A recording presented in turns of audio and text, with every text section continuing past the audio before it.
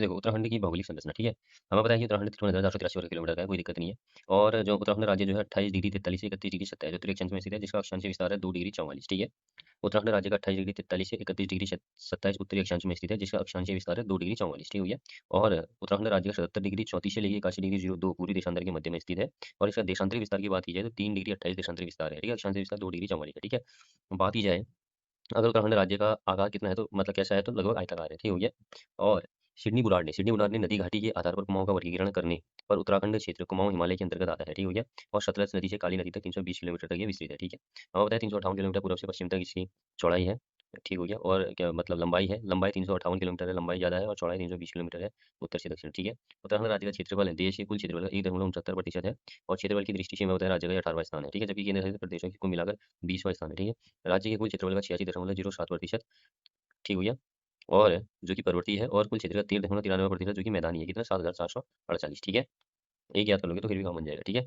अच्छा, हमें पता है कि हमारा जो उत्तराखंड राज्य की जो सीमाएँ हैं, उत्तर में हमारा वृहद हिमालय है, दक्षिण में हमारा शिवालिक श्रेणी है, दक्षिण पूर्व और दक्षिण मध्य हमारे तराई क्षेत्र है, ठीक है? पूर्व सीमा काली नदी हो गई, पश्चिम में टोंस नदी हो गई, ठीक है? और 3 जिले हैं, मतलब राज्य की पूरी सीमा पर नेपाल से 3 जिले उत्तर से दक्षिण क्रमशः पिथौरागढ़, चंपावत, उधमसिंह नगर जनपद लगते हैं, ठीक है? राज्य के उत्तर पश्चिम में हिमाचल प्रदेश की सीमा है, ठीक है? हिमाचल प्रदेश से राज्य के 2 जिले देहरादून और उत्तरकाशी लगता है, ठीक हो गया? ठीक है? अब उत्तर प्रदेश की सीमा जो है 5 जिलों से लगती है, ये याद रखो। उधमसिंह नगर, नैनीताल, पौड़ी, हरिद्वार, देहरादून, ठीक है? सबसे अधिक सीमा उधमसिंह नगर से लगती है उत्तर प्रदेश की, सबसे कम नैनीताल से लगती है, ठीक है? अंतर्राष्ट्रीय सीमा की मैं बात करूँ तो 625 किलोमीटर है और जिसमें 275 किलोमीटर नेपाल से और 350 किलोमीटर चीन से सीमा लगती है। ठीक है? अगला देखो पॉइंट ये है कि उत्तर प्रदेश की सहारनपुर, मुजफ्फरनगर, बिजनौर, मुरादाबाद, रामपुर, बरेली, पीलीभीत 7 जिलों की सीमाएँ उत्तराखंड से लगती है, ठीक है? और पौड़ी व नैनीताल जिले से केवल बिजनौर की सीमा लगती है। पौड़ी और नैनीताल जिले से केवल किसकी लगती है? बिजनौर की सीमा लगती है, ठीक है? पिथौरागढ़ एकमात्र ऐसा जिला है जिसकी सीमाएँ 2 देशों से नेपाल और तिब्बत से लगती है, ठीक है? यह सर्वाधिक अंतर्राष्ट्रीय सीमा रेखा वाला जिला है, ठीक हो गया? उत्तराखंड राज्य में कुल 13 जिले हैं, ठीक है? इसमें से 2 जनपद हरिद्वार और उधमसिंह नगर मैदानी क्षेत्रों के अंतर्गत आते हैं, ठीक हो गया? और राज्य के 4 जिलों की सीमाएँ मैं बताया कि किसी राज्य व देश से नहीं लगती है, इन्हें आंतरिक जनपद कहा जाता है, ठीक है? इनके अंतर्गत टिहरी, रुद्रप्रयाग, बागेश्वर और अल्मोड़ा जनपद आते हैं, ठीक हो गया? अगला देखो कुमाऊं मंडल के 3 जिलों की सीमा चमोली से लगती है, ठीक है? और सर्वाधिक 7 जिलों की सीमाएँ पौड़ी जिले से लगती है, ठीक हो गया? जिनमें अल्मोड़ा, चमोली, रुद्रप्रयाग, टिहरी, देहरादून, हरिद्वार व नैनीताल है, ठीक है? अच्छा चमोली व अल्मोड़ा जिले से 6-6 जिलों की सीमाएँ लगती है, ठीक हो गया? इतना याद रख लो, ठीक है? अगला है हमारा ट्रांस हिमालय क्षेत्र, ठीक है? देखो उत्तराखंड को निम्नलिखित 8 भौगोलिक क्षेत्रों में विभाजित किया गया है, ठीक है? ट्रांस में वृहद हिमालय में, लघु मध्य हिमालय में, दून क्षेत्र में, शिवालिक हिमालय, भाबर में, तराई में, गंगा का मैदानी भाग में, ठीक है? ट्रांस हिमालय क्षेत्र में बताया कि हिमालय से पहले हुआ था, इसे तिब्बती हिमालय या टैरिक हिमालय भी कहा जाता है, ठीक है? और राज्य के ट्रांस हिमालय क्षेत्र के अंतर्गत जक्सर श्रेणी आती है, ठीक हो गया? उत्तराखंड की माणा, नीति, किंगरी, मिंगली, लिपुलेख, चोरहोती, शलशला, दारमा आदि दर्रे ट्रांस हिमालय क्षेत्र में पाए जाते हैं, ठीक है? और ट्रांस हिमालय क्षेत्र की ऊंचाई सिंधु नदी तल से 2500 मीटर से 3500 मीटर के बीच होती है, ठीक है? और भारत में ट्रांस हिमालय के अंतर्गत काराकोरम, कैलाश और लद्दाख श्रेणियाँ आती हैं, ठीक है? भारत की सबसे ऊँची चोटी गार्डुइन ऑस्टिन K2 है, काराकोरम श्रेणी की सबसे ऊँची चोटी है, ठीक है? ट्रांस हिमालय का निर्माण और शादी चट्टानों से मिलकर बना है, ठीक हो गया? और ट्रांस हिमालय श्रेणी जो है सतलज, ब्रह्मपुत्र, सिंधु जैसी पूर्ववर्ती नदियों को जन्म देती है, ठीक है? और सत्सर जो है हिंसे लाइन के द्वारा ट्रांस हिमालय और ग्रेटर हिमालय या वृहद हिमालय अलग होता है, ठीक है? ट्रांस हिमालय महान हिमालय के उत्तर में स्थित है, ये भी ठीक है। और देखो कुछ प्रमुख दर्रे, टोपी धुआं दर्रा हमारा चमोली पिथौरागढ़ में है, तंजून पास हमारा चमोली तिब्बत में है और सलसल पास हमारा चमोली तिब्बत में, नीति पास चमोली तिब्बत, भ्यूंडार पास चमोली तिब्बत, शेला धुरा पिथौरागढ़, कोई धुरा चमोली तिब्बत और घाटरलिया धुरा चमोली तिब्बत, ठीक है? और सुंदर ढूंगा पास ये भी चमोली तिब्बत में है, माणा पास चमोली तिब्बत में है, बालचा धुरा चमोली तिब्बत में, लाशपत धुरा चंपावत और पिथौरागढ़ में, मार्चियों चमोली पिथौरागढ़ में, कालिंदी पास उत्तरकाशी चमोली में है, बाड़ावती पास चमोली में, लातू धुरा हमारा चमोली पिथौरागढ़ में, ठीक है? हमें बताया कि ग्रेटर हिमालय वृहद हिमालय जो है इसे हिमाद्री या उच्च हिमालय भी कहते हैं। और वृहद या ग्रेटर हिमालय को उच्च आंतरिक या मुख्य हिमालय या हिमाच्छादित होने के कारण से हिमाद्री भी कहा जाता है, ठीक है? उत्तराखंड में वृहद हिमालय की श्रेणी जो है ऊंचाई जो है 4500 से लेकर 7870 मीटर तक मिलती है, ठीक हो गया? और ग्रेटर हिमालय हिमालय श्रेणी की सबसे उच्चतम श्रेणी होती है। इस श्रेणी में दुनिया का सबसे ऊंचा पर्वत कौन सा है? माउंट एवरेस्ट है स्थित है, ठीक है? अगला है हमारा नंदा देवी 7,817 मीटर, ठीक हो गया? ठीक हो गया? और उसके बाद हम देखेंगे अगला वृहद हिमालय में हमारा है भूटिया लोग ज़्यादा निवास करते हैं, ठीक हो गया? और ग्रेटर हिमालय व मध्य या लघु हिमालय के बीच एमसीटी मेन सेंट्रल थ्रस्ट या मुख्य केंद्रीय भ्रमणरेखा पाई जाती है। फूलों की घाटी हमारा वृहद या उच्च हिमालय में ही है। हिमरेखा को उस ऊंचाई के रूप में परिभाषित किया जाता है जिसके बाद भूमि स्थायी रूप से बर्फ से ढकी रहती है। उच्च हिमालय क्षेत्रों में स्थायी हिमरेखा 4000 मीटर की ऊंचाई तक पाई जाती है। टिम्बर लाइन वह सीमा जहाँ से पेड़ वाले जंगल समाप्त हो जाते हैं, ठीक हो गया? अगला है हमारा लघु या मध्य हिमालय, हमें पता है 1200 से लेकर 4500 मीटर तक है ये, ठीक हो गया? और इसमें 9 जिले आते हैं, याद रखना, ठीक हो गया? कौन-कौन आते हैं? चंपावत आता है, नैनीताल आता है, अल्मोड़ा, चमोली, पौड़ी, रुद्रप्रयाग, टिहरी, उत्तरकाशी, देहरादून आते हैं, ठीक है? मैं मध्य हिमालय श्रेणी विस्तृत है, ठीक है? इतने में क्या है, ये मध्य हिमालय श्रेणी विस्तृत है, लघु या मध्य हिमालय, ठीक है? अगर मैं बात करूँ तो लघु या मध्य हिमालय कितने में स्थित है? तो 9 में स्थित है, ठीक है? कौन-कौन से हैं इसमें? चंपावत, नैनीताल, अल्मोड़ा, चमोली, पौड़ी, रुद्रप्रयाग, टिहरी, उत्तरकाशी, देहरादून मध्य हिमालय श्रेणी में स्थित है। कैसे याद रखो देखो, इसमें क्या है क्या कहते हैं 2 तो बड़े हो गए हमारे चमोली और उत्तरकाशी हो गए, 2 बड़े हो गए। अल्मोड़ा, नैनीताल 2 बहनें हो गई। कितने हुए टोटल 4, टिहरी गढ़वाल, पौड़ी गढ़वाल 2 भाई हो गए। कितने हो गए? 6। कितने हो गए? 1, 2, 3, 4, 5, 6 हो गए ना? एक याद रख लो आप क्या? रुद्रप्रयाग याद रख लो आप, रुद्रप्रयाग को याद रख लो एक आप, केदारनाथ याद रख लो, केदारनाथ कहाँ है? रुद्रप्रयाग में है। और एक राजधानी याद रख लो, राजधानी, राजधानी याद रख लो, केदारनाथ याद रख लो। अब राजधानी में कौन बैठा है? मुख्यमंत्री बैठे हैं। और मुख्यमंत्री कहाँ से चुनाव जीते थे इस बार? दोबारा चंपावत से। बस चंपावत देहरादून का कनेक्शन बना लो ऐसे ही है। बाकी दो भाई हो गई नैनीताल अल्मोड़ा, दो बहनें हो गई पौड़ी, मतलब नैनीताल अल्मोड़ा दो बहनें हो गई, पौड़ी टिहरी दो भाई हो गए, और हमारा उत्तरकाशी चमोली दो बड़े डिस्ट्रिक्ट हो गए। ठीक है, ये याद रख लो आप, ठीक है। अच्छा, और मैंने अभी जो ग्रेटर बताया ना, ग्रेटर जो महान बताया, इसमें 6 जिले हैं देखो।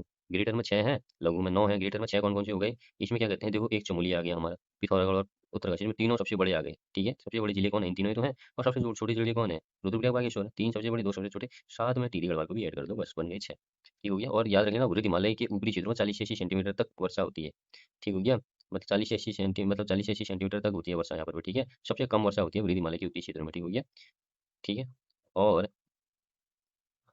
बाकी अब है हमारा लघु या मध्य हिमालय, मैंने बता दिया। ठीक है, मध्य लघु हिमालय श्रेणी में जीवाश्म का अभाव पाया जाता है। लघु हिमालय का निर्माण वलित या कायांतरित चट्टानों से हुआ है, ठीक है। और लघु हिमालय क्षेत्र से नयार, सरयू, पश्चिमी रामगंगा व लड़िया जैसी नदियां निकलती हैं, ठीक है। और 1800 से लेकर 3000 मीटर तक की ऊंचाई पर शीत शीतोष्ण जलवायु पाई जाती है। शीतोष्ण कटिबंधीय क्षेत्र में पर्णधारी वन पाए जाते हैं। इन वनों का प्रमुख वृक्ष है चीड़ है, ठीक है। और 2900 से लेकर 3500 मीटर की ऊंचाई पर एल्पाइन वन पाए जाते हैं, ठीक हो गया। और मध्य हिमालय की धौलधर श्रेणी पर शिमला बसा है, ठीक है। जबकि पीर पंजाल श्रेणी का विस्तार जम्मू कश्मीर में है, हमें पता है। मध्य हिमालय और शिवालिक हिमालय से मेन सीमांत दरार या मेन बाउंड्री फॉल्ट द्वारा अलग होती है, ठीक है। एक पॉइंट याद रख लो, टिम्बर लाइन। टिम्बर लाइन किसे कहते हैं? वह सीमा जहाँ से पेड़ वाले जंगल समाप्त हो जाते हैं, टिम्बर लाइन कहलाती है, ठीक है। उत्तराखंड का बुग्याल देखो, ठीक है। बुग्याल वृक्ष पंक्ति तथा हिमरेखा के बीच उगते हैं, ठीक हो गया। ठीक है, कश्मीर के घासी मैदानों को मुर्ग कहा जाता है, गुलमर्ग, शौनमर्ग, टरमर्ग घास के मैदान पाए जाते हैं, ठीक है। हिमाचल प्रदेश के कुल्लू घासी मैदानों को थच कहते हैं। बुग्यालों या पयारों को पशु चारकों का स्वर्ग कहा जाता है, ठीक है। और बुग्याल में अल्पाइन प्रकार की जलवायु पाई जाती है, ठीक है। ठीक है, बुग्याला के प्रसारों को अनवाल, पालची, गद्दी, गुर्जर, लवणिया एवं बकरखाल भी कहा जाता है, ठीक है। अच्छा, उत्तराखंड का पामीर, दुधाधुली श्रृंखला।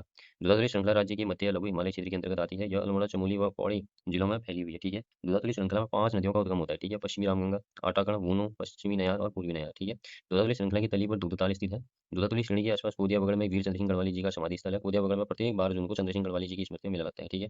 1960 में वीर चंद्र सिंह गढ़वाली ने तत्कालीन प्रधानमंत्री नेहरू से दुधाधुली क्षेत्र में भारतीय ग्रीष्मकालीन राजधानी बनाने की मांग की थी, ठीक है। दून या द्वार क्षेत्र, मध्य हिमालय व शिवालिक श्रेणी के बीच पाई जाने वाली क्षैतिज व ऊंची चौरस घाटियों को दून कहा जाता है, जिसे उत्तर भाग में द्वार और पश्चिम में मध्य भाग में दून कहते हैं। दून घाटियों की औसत ऊंचाई 350 मीटर से लेकर 750 मीटर तक है। और सबसे बड़ा दून देहरादून है, ठीक है। जिसकी इसकी लंबाई 75 किलोमीटर व चौड़ाई 34 से 32 किलोमीटर तक है, ठीक है।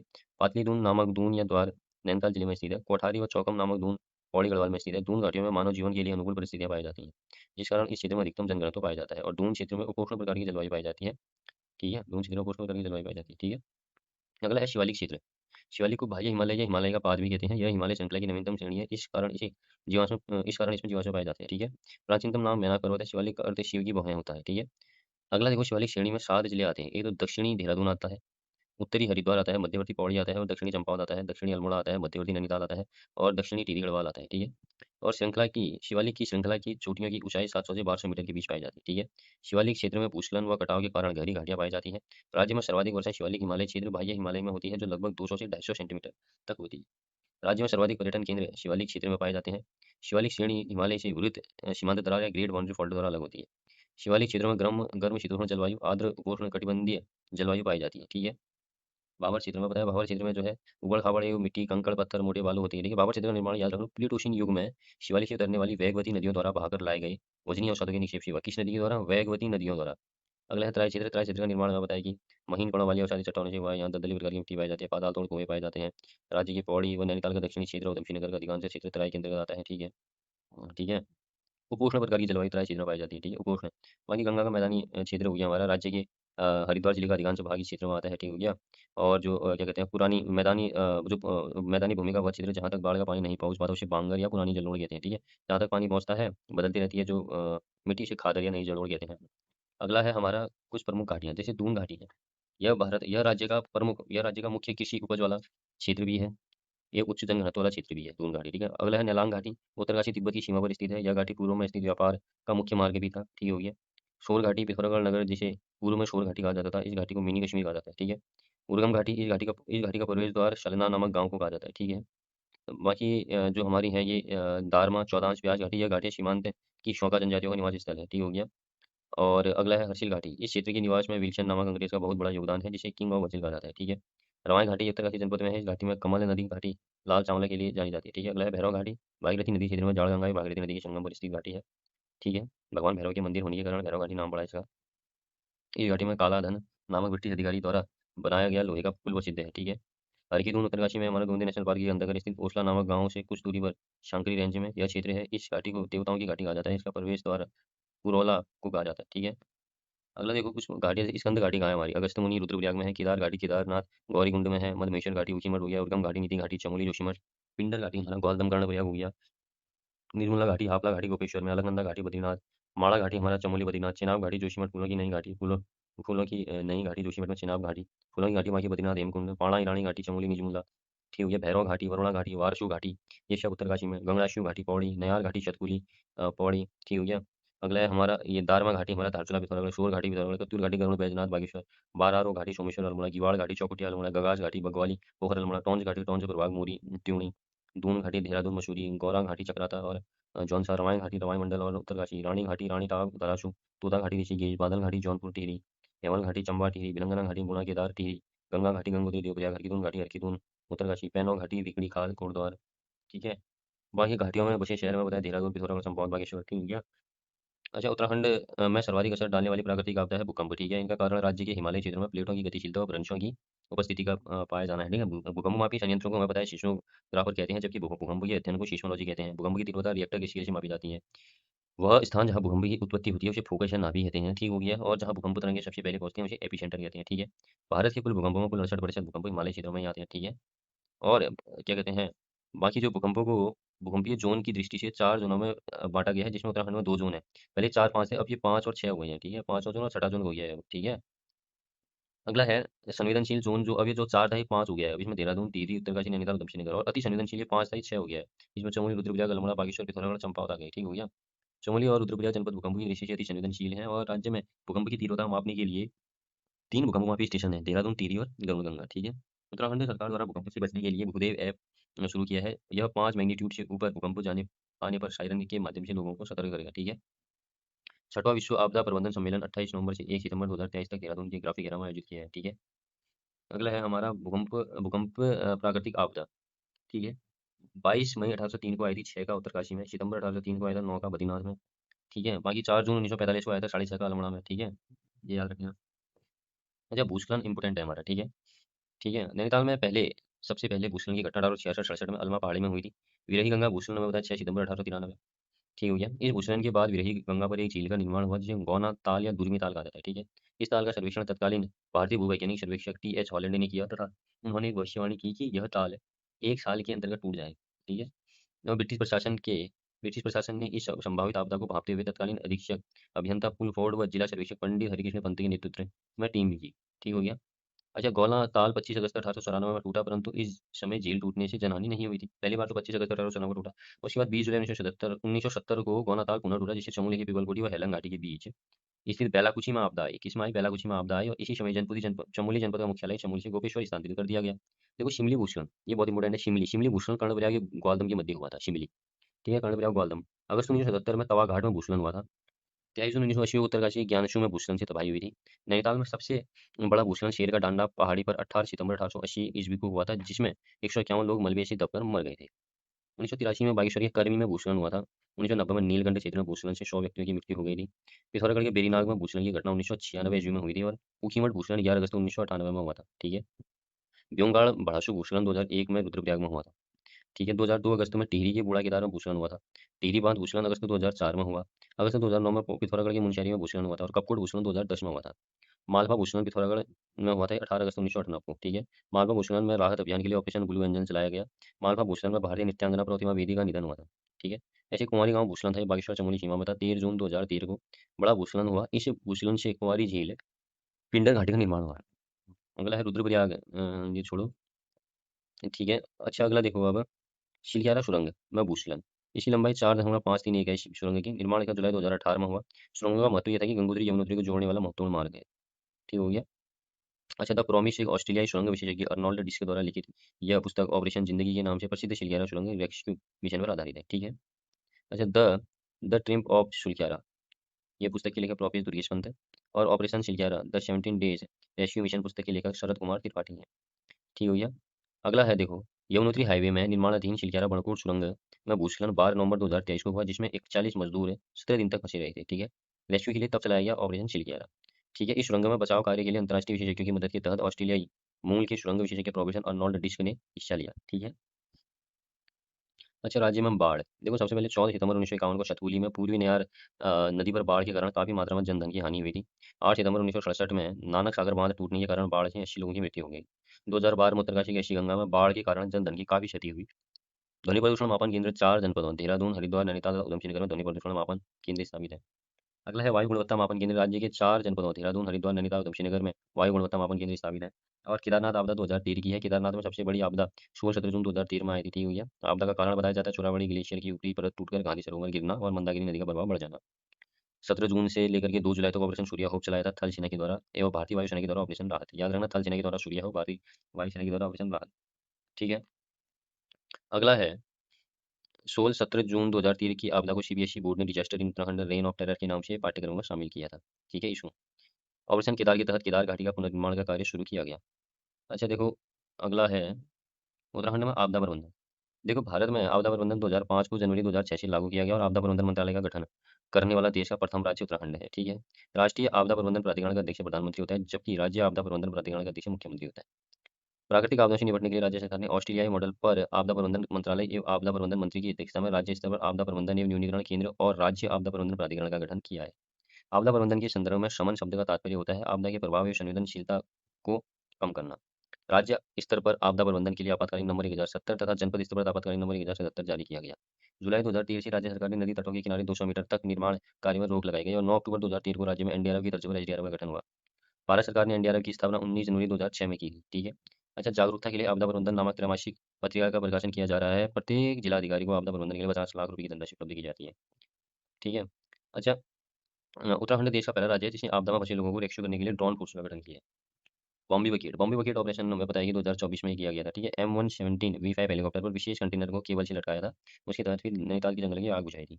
उत्तराखंड को मौसमी आपदाओं के पूर्वानुमानों को अधिक सटीक बनाने के लिए राज्य में निम्न रडार रडार डॉपलर लगाए गए हैं। प्रथम डॉपलर रडार है मुक्तेश्वर नैनीताल। दूसरा डॉपलर रडार है सुरगंडा टिहरी। तीसरा डॉपलर रडार है लैंसडाउन पौड़ी 2023। उत्तराखंड का नदी तंत्र की प्रमुख नदियाँ।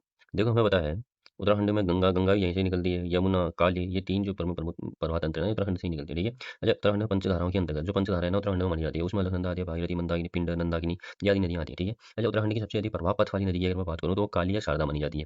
प्रवाह पथ वाली, याद रखना, प्रवाह पथ कहो, पथ मतलब क्या हो गया, चलना। ठीक है। पथ, और अगर जल प्रवाह कहूँ तो फिर उसमें अलकनंदा आएगी। ठीक है।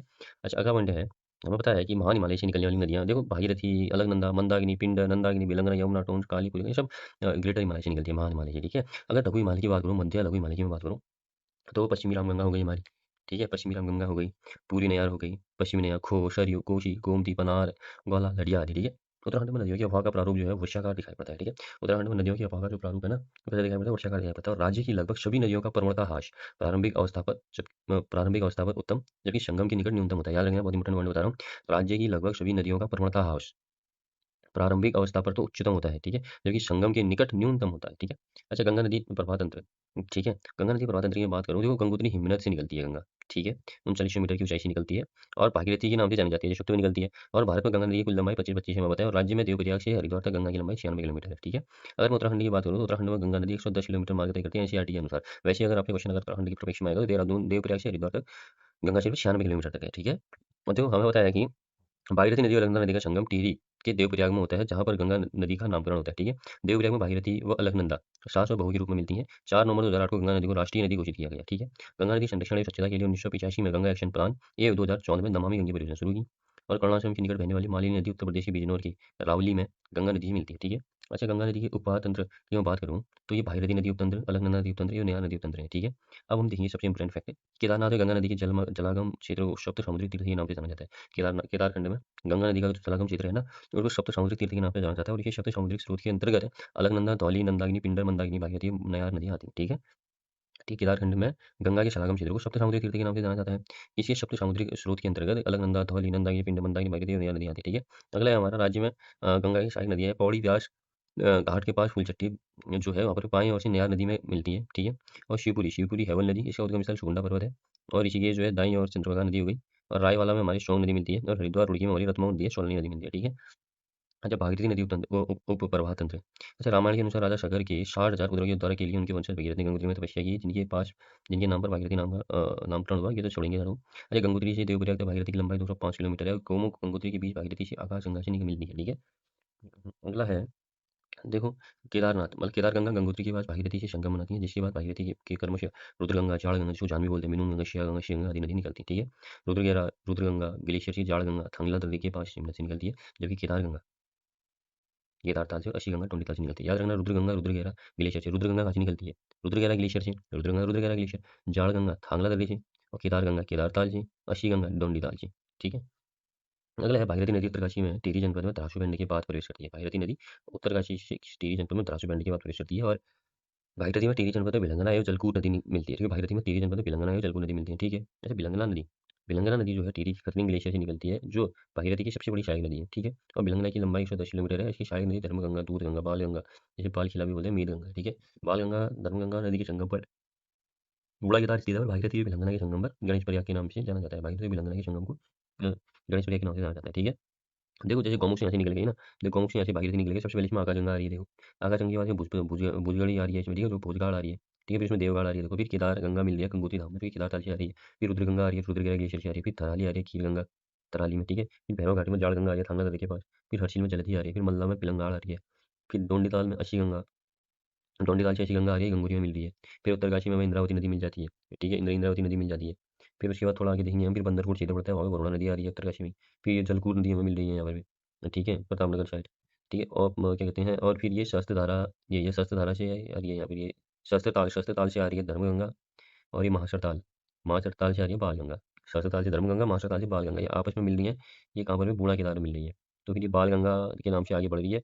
फिर ये क्या कहते हैं, घनसाली में मिल रही है, किसी भिलंगना से मिल रही है। अब भिलंगना कहाँ से आ रही है? ये खतलिंग ग्लेशियर से आ रही है भिलंगना। भिलंगना की भी सहायक मेद गंगा है, दूध गंगा है, ठीक है। भिलंगना की सहायक क्या कहते हैं, ये दूध गंगा, मेद गंगा, ये भिलंगना ऐसे आ रही है, तो ये कंसाले में मिल रही है। फिर कंसाली से आगे आ रही है भिलंगना के नाम से, और ये मिल जाएगी भागीरथी से। यही गणेश प्रयाग कहते हैं, जो टीरी है हमारा, ठीक है, शुरू हो गया। फिर उसके बाद ये आगे देवप्रयाग से लेकर के, फिर इसमें मिल रही है क्या? अलकनंदा। फिर देवप्रयाग में क्या मिल जा रही है? अलकनंदा मिल जा रही है, और यहाँ से इसका नाम क्या हो जा रहा है? गंगा हो जा रहा है, ठीक है। यहाँ से क्या हो जा रहा है, इसका नाम गंगा हो जा रहा है, ठीक है। एक बार फिर बताता हूँ, देखो, ठीक है। गौमुख, गौमुख से आ रही है जैसे भागीरथी, तो सबसे पहले इसमें आकाशगंगा मिल रही है, ठीक है। आकाशगंगा मिल रही है। अब आकाशगंगा मिल रही है तो भुजगड्डी मिल रही है, भोजगाड़ जिसको बोलते हैं। फिर देवगाड़ भी मिल रही है। फिर गंगोत्री धाम में केदार गंगा मिल रही है, जो केदार ताल से सफर तय कर रही है। रुद्रगंगा ग्लेशियर से आ रही है, रुद्रगंगा मिल रही है। खीर गंगा मिल रही है दराली में। भैरव घाटी में आपकी जाड़ गंगा मिल रही है, जो कि थांगला नदी के पास से तय कर रही है। जलधि हर्षिल क्षेत्र में आ रही है। मल्ला में पिलंगाड़ हो गई, पिलंगाड़ से ये मल्ला में आ रही है। फिर ये गंगूरी में डोंडीताल आ रही है, वहाँ से ये अशी गंगा आ रही है डोंडीताल से, ये मिलती है गंगूरी में। फिर ये इंद्रावती आ रही है उत्तरकाशी में, ठीक है। फिर ये वरुणा नदी आ रही है, ये बंदरपुर में मिल रही है। फिर ये जलकूर नदी में मिल रही है, ठीक है, यहाँ पर। तो फिर देखो, ये सस्ते ताल है ना, जो ये सस्ते ताल, ये सस्ते ताल से धर्मगंगा आ रही है, और महासर ताल से बाल गंगा आ रही है। ये दोनों आपस में मिल रही है बूढ़ा केदार में, ठीक है। बूढ़ा केदार में मिल रहे हैं, तो ये फिर बाल गंगा के नाम से जानी जा रही है, आगे आ रही है, ठीक है। फिर घनसाली में भिलंगना मिल रही है। अब भिलंगना की भी सहायक नदियाँ हैं यहाँ पे। अभी खतलिंग ग्लेशियर से निकल रही है भिलंगना। अब इसमें मेद गंगा की सहायक है, दूध गंगा की सहायक है।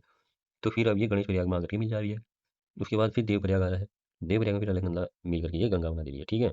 अब अलकनंदा नदी उप प्रवाह तंत्र, देखो, अलकनंदा राज्य की सबसे अधिक जल प्रवाह वाली नदी है, जो चमोली के शतुपंत शिखर की अलकापुरी बांक हिमनद और शतुपंत ताल से निकलती है, जिसका दूसरा नाम है विष्णु गंगा, ठीक है। अलकनंदा शतुपंत ताल या शीश सागर से होते हुए देवप्रयाग तक 195 किलोमीटर रहती है, और सरस्वती नदी कामेर चोटी के तत्वना नामक स्थान में स्थित देवताल से निकलती है, और माड़ा के समीप केशव प्रयाग के में अलकनंदा से मिल जाती है, ठीक हो गया। अगला पॉइंट देखो, लक्ष्मण गंगा अलकनंदा में गोविंद घाट में मिलती है। पुष्पावती नदी हेमगंगा लक्ष्मण गंगा की संयुक्त धारा है, ठीक है। इसमें से पुष्पावती नदी फूल घाटी के मध्य बहती है।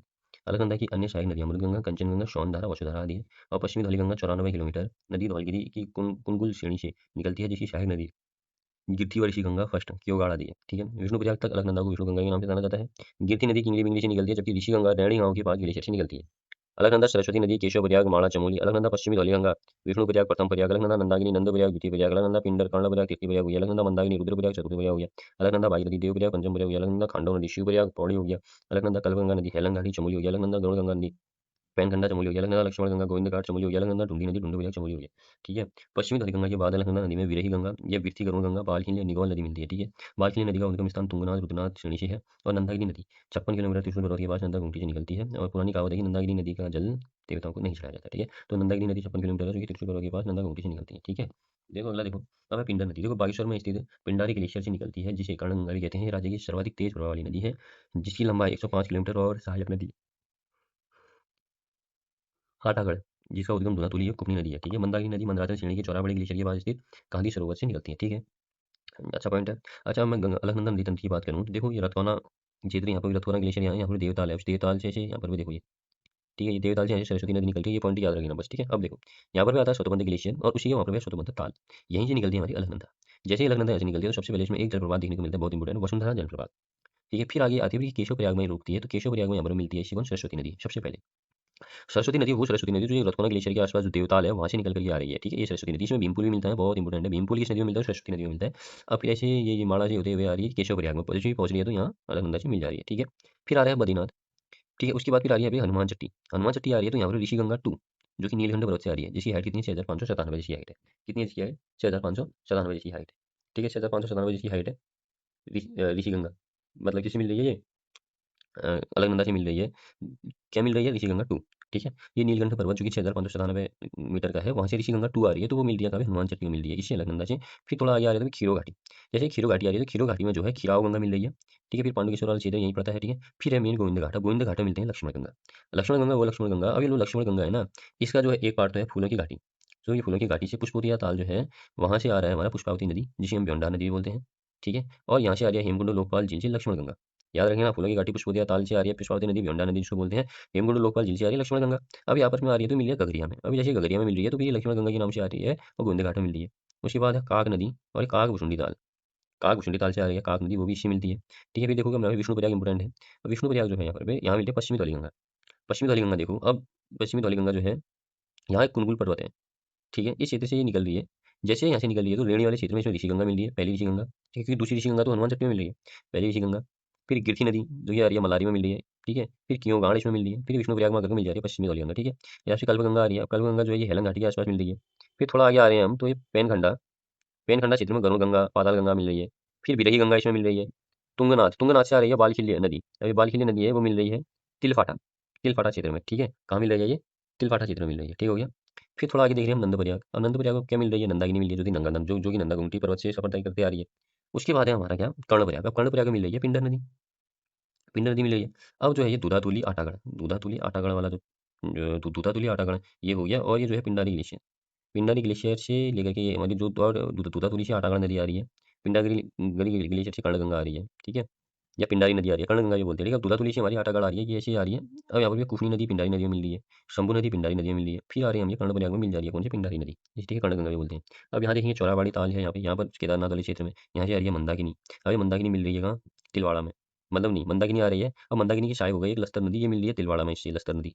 फिर आगे बढ़ रही है तो फिर आ रही है रुद्रप्रयाग में, फिर रुद्रप्रयाग में आ रही है तो फिर थोड़ा आगे हम बढ़ रहे हैं तो फिर आ रहा है देवप्रयाग, वहाँ पर भी हमसे कौन मिल जा रही है, भागीरथी नदी मिल जा रही है, मतलब भागीरथी नदी और अलकनंदा नदी का संगम देवप्रयाग में हो जा रहा है, ठीक है। अगला देखो मंदाकिनी नदी की सहायक नदी है, मंदाकिनी व मधुगंगा काली मठ में मिलते हैं, याद रखना ये पॉइंट है, मंदाकिनी और मधुगंगा काली मठ में मिलते हैं। मंदाकिनी शौन या वासुकी नदी शौन प्रयाग में मिलते हैं। मंदाकिनी और पुनाड़ नदी रुद्रप्रयाग में, मंदाकिनी दुर्गाड़ अगस्त्य में, ये 4 पॉइंट याद रखना। मंदाकिनी मधुगंगा कहाँ मिलते हैं, काली मठ में। मंदाकिनी शौन या वासुकी नदी कहाँ मिलते हैं, शौन प्रयाग में। मंदाकिनी पुनाड़ नदी कहाँ मिलते हैं, रुद्रप्रयाग में। और मंदाकिनी दुर्गाड़ कहाँ मिलते हैं, अगस्त्य में। अब है नयार नदी ऊपर तंत्र, ठीक है। हमें पता है नयार नदी, नदी नयार या नारगंगा नदी पूर्वी नयार और पश्चिमी नयार से मिलकर बनी है, जिसका संगम पौड़ी की शतपुली में होता है, ठीक है। पूर्वी नयार नदी दूधातुली की जखमनीदार श्रेणी से शूंची या कैन्यन गाड़ नाम से निकलती है, ठीक है। और पश्चिमी नयार दूधातुली श्रृंखला के पश्चिमी ढाल में ढाईजूली व शौलीगाड़ नाम से 2 शाखाओं में मिलती है। अगला है पूरी नहर की लंबाई 109 किलोमीटर, जबकि पश्चिमी नहर की लंबाई 78 किलोमीटर है। पौड़ी के व्यास घाट के पास फुलचट्टी नामक स्थान पर नयार नदी बाईं ओर से गंगा नदी में मिलती है, ठीक है। और नयार की सहायक नदियाँ कलीगाड़, डाबीगाड़ व गड्डी नदी है, ठीक है। और नयार नदी का पौराणिक ग्रंथों में नवाला का नाम मिलता है, और पूर्वी नयार और पश्चिमी नयार के संगम स्थल का वैनतेयक तीर्थ नाम मिलता है, ठीक है। पूर्वी नयार पश्चिमी नयार के संगम स्थल का वैनतेयक तीर्थ नाम मिलता है, ठीक है। अगला है यमुना नदी प्रवाह तंत्र। देखो यमुना नदी प्रवाह तंत्र जो है हमारा, हमें पता है कि यमुना नदी महान हिमालय के बंदरभूज पर्वत के दक्षिण पश्चिम ढाल पर स्थित यमुनोत्री हिमनद व यमुनोत्री कांठा स्थान से निकलती है, यह राज्य की पश्चिमी सीमा बनाती है, ठीक है। बंदरभूज पर्वत के अंतर्गत 3 शिखर आते हैं, यमुनोत्री कांठा, श्रीकंठ और बंदरभूज शिखर। पुराणों में यमुना को सूर्यपुत्री, यम की बहन, कृष्ण की पटरानी बताया गया है। यमुना नदी का अन्य नाम कालिंदी भी है, ठीक है। अच्छा यमुना नदी का उद्गम स्रोत गर्म जलकुंड माना जाता है, ठीक है। और यमुना नदी की राज्य में लंबाई 136 किलोमीटर, जबकि यमुनोत्री से प्रयागराज तक कुल लंबाई है 1376 किलोमीटर। इसकी सहायक नदियां हैं हनुमान गंगा, बनाड़गाड़, कमलगाड़, खतमुगाड़, बरनीगाड़, अलगाड़, बद्रीगाड़, मुगरागाड़, गडोली आदि, ठीक है। और यमुना और रिहाड़ नदी का संगम होता है लाखामंडल में होता है, ठीक है। यमुना और हनुमान गंगा का संगम उत्तरकाशी के खरसाली के समीप होता है, ठीक है। पुरौला घाटी को कमल नदी का वरदान कहा जाता है, और मौड़ मेले के लिए प्रसिद्ध अगलाड़ नदी यमुना के विकासनगर मार्ग पर पड़ने वाली यमुना पुल के पास मिलती है, ठीक है। राज्य के अंदर यमुना नदी की सबसे बड़ी सहायक नदी टोंस है, जो कालची के पास यमुना में मिलती है, ठीक है। टोंस के बाद देहरादून के रामपुर मंडी के पास आशन नदी यमुना से मिलती है, ठीक है। अब जैसे यमुना नदी प्रवाह तंत्र, अब बंदरपूछ पर्वत जो है यमुनोत्री कांठा हिमनद हो गया। ठीक है, अब यहाँ पर भी जो है यहाँ से आती है हमारी क्या, यमुना नदी। ठीक हो गया। अब देखो ऋषिगंगा, ऋषिगंगा जो है ये आती है यमुनोत्री धाम में मिलती है। फिर खरसाली में हनुमान गंगा मिलती है, फिर मुगरागाड़ मिलती है इसमें ही, खतुमगाड़ मिलती है इसमें ही, कृष्णागाड़ मिलती है इसमें ही। ये कमल नदी भी आकर के नौगांव पुरवाला में मिलती है। बरनीगाड़ इसी की सहायक नदी है। रिखनाड़ इसी की सहायक नदी है। बद्रीगाड़ इसी की सहायक नदी है। ठीक है, नैनगांव में मिलती है। रिखनाड़ बहुत इंपॉर्टेंट है। रिखनाड़ कहाँ मिलती है, यमुना से लाखा मंडल में। ठीक है, अगलाड़ नदी इसी में मिलती है। ठीक हो गया। अब फिर आता है कालची वाला क्षेत्र। अब सबसे ज्यादा इंपॉर्टेंट है ये देखो, यहाँ पर भी है अभी हमारी क्या, अब स्वर्गारोणी हिमनद, ये हो गया हमारा मंडिया ताल। ठीक है, अभी जो मंडिया ताल है, यहाँ से आती है हमारी शुपीन नदी। शुपीन नदी यहाँ से आती है। ठीक है, और यहाँ से आती है डोरागोर, ये हो गया हिमाचल वाला क्षेत्र। यहाँ से आती है रुपीन। अभी शुपीन रुपीन दोनों अपर में मिलते हैं नेटवाड़ में। और ये है फिर ये यहाँ से तमसा टोनसा के नाम से आगे बढ़ती है। सबसे पहले इसकी खूनीगाड़, हनौल क्या कहते हैं, इसी नदी में मिलता है। त्यूणी यही मिलता है, आराकुट क्षेत्र से पावर नदी जो है यहाँ से आती है। आराकुट क्षेत्र से पावर नदी यहाँ से आती है। पावर नदी भी बोलते हैं, पावर नदी, ये आराकुट क्षेत्र से आती है। ठीक है, अब ये त्यूणी में जाकर के मिलती है। कहाँ जाकर के, त्यूणी में जाकर के मिलती है। ठीक है, त्यूणी में जाकर के ये मिलती है। ठीक है, टोंस नदी से पावर नदी। ठीक है, फिर आती है हमारी मोनागाड़, मोनागाड़ भी इसी मिलती है। ठीक है, अब 148 किलोमीटर तय करके ये कालची, कालची में आकर के क्या है, मिल जाती है किससे, यमुना से। अब है डाक पत्थर बैराज, फिर यहाँ बनाया गया है, यहाँ पर क्षेत्र आ गया डाक पत्थर बैराज। अब ये जो कालची से मिलती है यमुना नदी, अब यहीं पर भी डाक पत्थर बैराज से एक शक्ति नहर निकाली गई है। ये शक्ति नहर निकाली गई है। ठीक है, ये शक्ति नहर निकाली गई है। इसी शक्ति नहर में जो है आशन नदी आकर के मिलती है। ठीक है, आशन नदी आकर के मिलती है। और ये जो यमुना है यहाँ पर भी पाउंटा साहिब वाला क्षेत्र भी इसी में है। और यहाँ से क्या है, ये ढालीपुर क्षेत्र से क्या होती है, यमुना बाहर हो जाती है। ठीक है, अब देखेंगे यमुना नदी उत्तरकाशी से होते हुए देहरादून के ढालीपुर के पास राज्य से बाहर हो जाती है। ठीक है, कहाँ से हो जाती है, तो ढालीपुर के पास से बाहर हो जाती है। ठीक है, अच्छा, टोंस नदी और परवा क्षेत्र भी जो मैंने बताया, स्वर्गारोणी हिमनद से निकलने वाली शुपीन नदी, हिमाचल प्रदेश से निकलने वाली रुपीन नदी से मिलकर बनी है। ठीक है, पुराणों में रुपीन तथा शुपीन नदियों को क्रमशः जला उपजला कहा गया है। रुपीन को जला और शुपीन को उपजला कहा गया है। ठीक है, रुपीन और शुपीन नदी का संगम मोरी के नेटवाड़ क्षेत्र में होता है, जिसे कुछ दूरी तक तमसा नाम से भी जाना जाता है। ठीक है, उत्तरकाशी के आराकुट में बहने वाली पावर नदी जो है, पावर नदी टोंस की सहायक नदी है, जिनका संगम त्यूनी में होता है। टोंस नदी उत्तराखंड और हिमाचल प्रदेश का बॉर्डर बनाते हुए 148 किलोमीटर बहने के बाद कालची और नागपत्र के बीच यमुना नदी में मिल जाती है। खूनीगाड़ और मौलागाड़ टोंस नदी की सहायक नदियां हैं। टोंस नदी की घाटी राज्य में सर्वाधिक वनाच्छादित नदी घाटी है। ठीक है, सरयू नदी हमारी गोमती में है, बागेश्वर बागनाथ मंदिर है यहाँ। सरयू नदी पनार नदी काफी घाट पिथौरागढ़ हो गया। सरयू नदी पूर्वी रामगंगा रामेश्वर तीर्थ पिथौरागढ़ हो गया। सरयू नदी खीरगंगा कपकोट बागेश्वर हो गया। सरयू नदी और गोमती कहाँ मिलती है, बागेश्वर में मिलती है बागनाथ मंदिर। सरयू नदी पनार नदी काफी घाट पिथौरागढ़ में। सरयू नदी पूर्वी रामगंगा रामेश्वर तीर्थ पिथौरागढ़ में। सरयू नदी खीरगंगा कपकोट बागेश्वर। काली की सहायक नदी काली कुठियांग की गुंजी में मिलती है पिथौरागढ़ में। काली पूरी धौलीगंगा खिलागांव तवाघाट पिथौरागढ़। काली नदी कटवानी गांव तालेश्वर पिथौरागढ़। काली नदी गौरीगंगा नदी जलजीवी पिथौरागढ़। काली नदी सरयू नदी पंचेश्वर चंपावत। काली नदी लोहावती नदी गुणमुक्तेश्वर चंपावत। काली नदी लडिया नदी चूका चंपावत। ठीक है, अच्छा, भैरव घाटी हमारी भागीरथी जाड़ गंगा जाह्नवी नदी हो गई। हरसिल में भागीरथी और जलंधरी काकोड़ा गाड़ हो गई। गंगोत्री में भागीरथी और गंगा नदी हो गई। झाला में भागीरथी और शिया गंगा हो गई। उत्तरकाशी मुख्यालय में इंद्रावती गाड़ और श्यामल या वरुणा गाड़ हो गई। टिहरी डैम गणेश प्रयाग में भागीरथी और बिलंगना का संगम हो गया। ठीक है, अच्छा, काली एवं शारदा नदी प्रवाह तंत्र।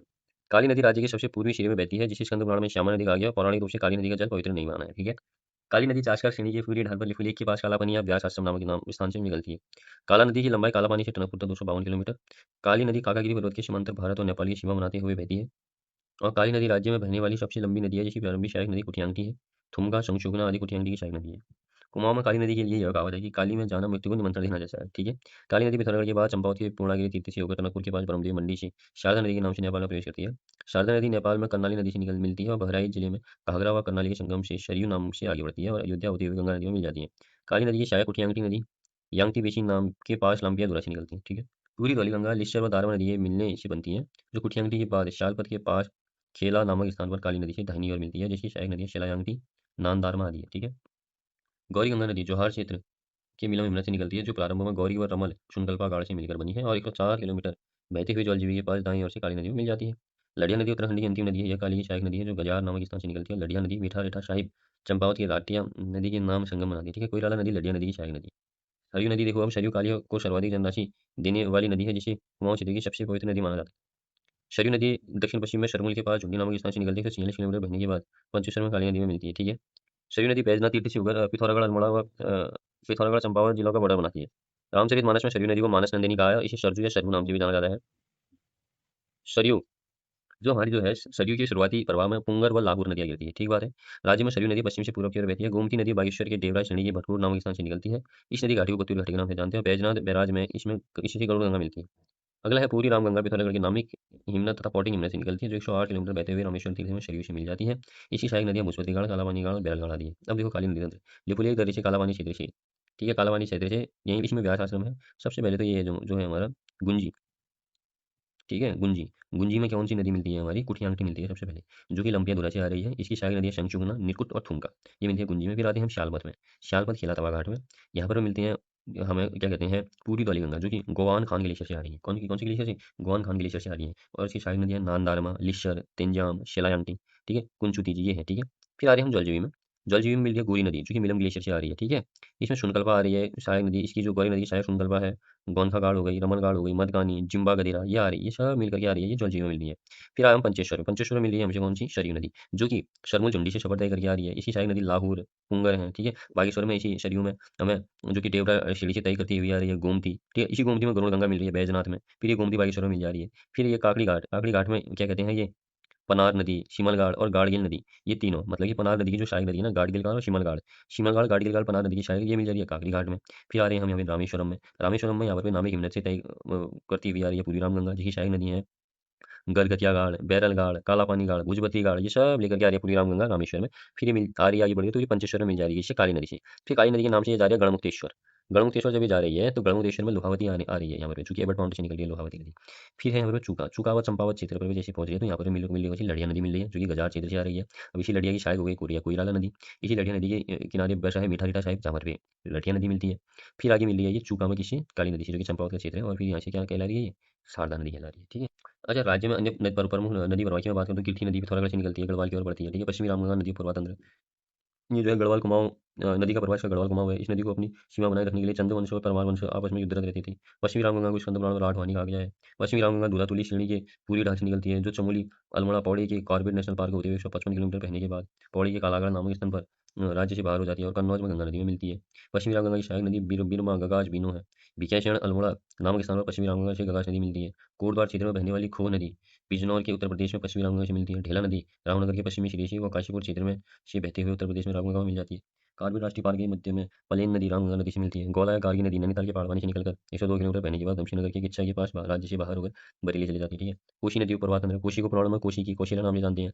कोशी नदी को आसानी के बाद धारपानी धार से निकलती है। अल्मोड़ा नैनीताल दमशनगर होते हुए 168 किलोमीटर बहने के बाद सुल्तानपुर से में राज्य से बाहर हो जाती है। कोशी रामनगर के बाद मैदान में प्रवेश करती है। उत्तर प्रदेश के रामपुर में पश्चिमी रामगंगा से मिल जाती है। कोशी नदी के सोमेश्वर घाटी को कुमाऊं में धांधा कटोरा कहते हैं।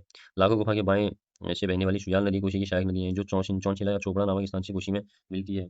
अगला है जैसे कालराव नदी, कालराव नदी और स्रोत नदी कोशी की सहायक नदी है। शुमाली गाड़, मिनोल गाड़, देवगाड़, ये भी कोशी की सहायक नदी है। नैनीताल चितरगी नदियाँ, दापका नदी नैनीताल के गर्म पानी नामक स्थान से निकलकर उधमसिंह नगर के बाजपुर के पास राज्य से बाहर हो जाती है। बाखरा नदी नैनीताल में दापका नदी के समांतर निकलती है और उधमसिंह नगर के खानपुर में राज्य से बाहर हो जाती है। बाखरा नदी पर गुलरभोज में हरिपुरा जलाशय बना हुआ है, ठीक है। देओहा नदी ग्वाला नदी के पूर्व समांतर बहते हुए उधमसिंह नगर होते हुए राज्य से बाहर हो जाती है। नंदौर नदी नैनीताल के चोरगलिया के पास निकलकर उधमसिंह नगर नैनीताल बॉर्डर पर स्थित नानक सागर बांध में समाहित होती है। नैनीताल के नैना झील के दक्षिण पूर्वी सिरे से बलिया नदी निकलती है, जो गौला नदी में अपना पानी डालती है। देहरादून क्षेत्र की नदियाँ, दून घाटी की सबसे प्रमुख नदी है सोंग है, जो शुरगंडा से निकलकर रायवाला के पास नदी में निकलती है। सोंग नदी की सहायक नदी है। वाल्दी नदी के तट पर सस्यधारा पर्यटक स्थल है। सोंग की अन्य सहायक नदियाँ शिशुआ, विंध्यारो आदि हैं। देहरादून के मध्य में प्रवाहित होने वाली ऋषिपना या ऋषिपर्णा या पिंदाल नदी शिशुआ की सहायक नदियाँ हैं। दून घाटी की अन्य नदियाँ देखो, हमारी दून घाटी में नून नदी, दुल्हनी नदी और चाकर नदी आती है, ठीक है। मंदाकिनी नदी तंत्र भी देख लो, मंदाकिनी श्रेणी, यहाँ पे चौराबाड़ी ताल है, यहाँ से मंदाकिनी आ रही है, यहीं केदारनाथ है, गौरीकुंड है।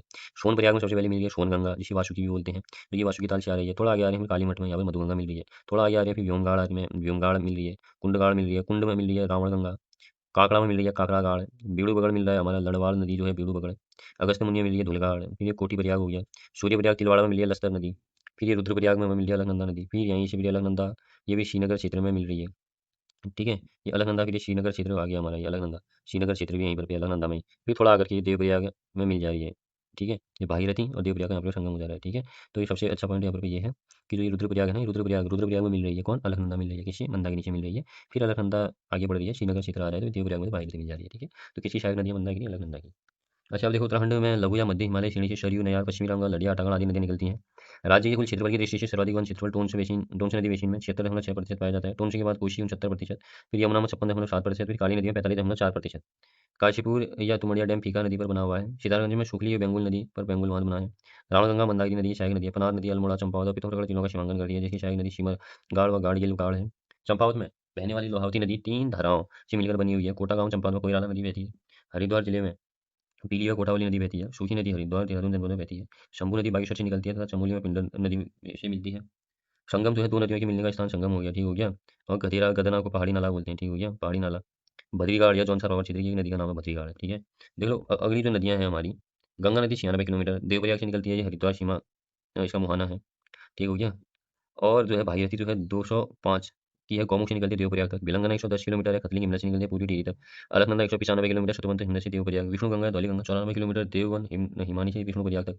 पिंडर हमारा 105 किलोमीटर, पिंडारी हिमनद से कर्णप्रयाग। मंदाकिनी 72 किलोमीटर, केदारनाथ चोरावाड़ी हिमनद से रुद्रप्रयाग। नंदाकिनी 56 किलोमीटर, नंदा घुमटी नंदप्रयाग। पूर्वी नियार 109 किलोमीटर, दूधातुली से शतपुली। पश्चिमी नियार 78 किलोमीटर, दूधातुली शतपुली। टोंच 148, रुपीन शुपीन नटवाड़ हुई नागपत्ता बैराज देहरादून। यमुना 136 किलोमीटर, यमुनोत्री ढालीपुर देहरादून। पश्चिमी रामगंगा रतवानी 155 किलोमीटर, दूधातुली कालागढ़। कोसी 168, कौशानी सुल्तानपुर। गौला नदी 102, पहाड़वानी किच्चा। काली नदी 252 किलोमीटर, कालापानी क्षेत्र टनकपुर। सरयू नदी 146, शरवण पंचेश्वर। पूरी रामगंगा 108 किलोमीटर, नामी हिमनद रामेश्वर। और गौरी गंगा 104 किलोमीटर, मिलम जौलजीबी। ठीक हो गया। देखो राज्य की प्रमुख नदी बेसिन क्षेत्र वर्ग किलोमीटर। काली नदी बेसिन क्षेत्र में 11,467 काली नदी हो गया, काली नदी बेसिन क्षेत्र। अलकनंदा का उसके बाद है हमारा, तो सबसे ज्यादा बेसिन क्षेत्र काली नदी का 11,467, फिर अलकनंदा का, फिर भागीरथी का है। ठीक है। देखो उत्तराखंड में ऊर्जा संसाधन या जल विद्युत परियोजना की बात करूँ तो नॉन रिन्यूएबल रिसोर्सेज जैसे गैर नवीकरणीय संसाधन के तहत कोयला, पेट्रोलियम, प्राकृतिक गैस आदि आते हैं। रिन्यूएबल रिसोर्सेज जैसे नवीकरणीय संसाधन के तहत सौर ऊर्जा, पवन ऊर्जा, हाइड्रो पावर आदि आते हैं। उत्तराखंड के अधिकांश क्षेत्र छोटी बड़ी नदियां हैं, अतः यहाँ हाइड्रो पावर या जल विद्युत की व्यापक संभावना है। राज्य में केंद्र या किसी अन्य राज्य द्वारा विकसित परियोजना से राज्य को रॉयल्टी के रूप में पावर प्रतिशत बिजली निःशुल्क मिलती है। 225 मेगावाट तक की परियोजना को लघु परियोजना, एवं इससे अधिक मेगावाट की परियोजना को बड़ी परियोजना कहा जाता है। 29 जनवरी 2008 को राज्य की नवीकरणीय ऊर्जा नीति की घोषणा की गई, जिसके तहत 25 मेगावाट तक परियोजना को निजी सामुदायिक भागीदारी के माध्यम विकसित किए जाने हेतु अनुमति थी। ठीक है। अगला देखो 31 जनवरी 2015 को लघु जल विद्युत परियोजना नीति 2015 लागू की गई और नवीकरणीय ऊर्जा नीति 2008 को प्रतिस्थापित कर दिया गया। चीड़ के पत्तों से बिजली बनाने के लिए अगस्त 2008 में राज्य सरकार ने पिरूल नीति बनाई थी। वर्तमान में राज्य में जल विद्युत परियोजनाओं में जो सुरंग प्रणाली का प्रयोग होता है उसे रन ऑफ द रिवर तकनीक कहते हैं। देखो उत्तराखंड उत्तराखंड जल विद्युत निगम लिमिटेड UJVNL, ये इसकी स्थापना 12 फरवरी 2001 को हुई। इसका नाम 2 जुलाई 2007 को उत्तराखंड जल विद्युत निगम लिमिटेड रखा गया। इसका मुख्यालय उज्ज्वल नाम से देहरादून में है।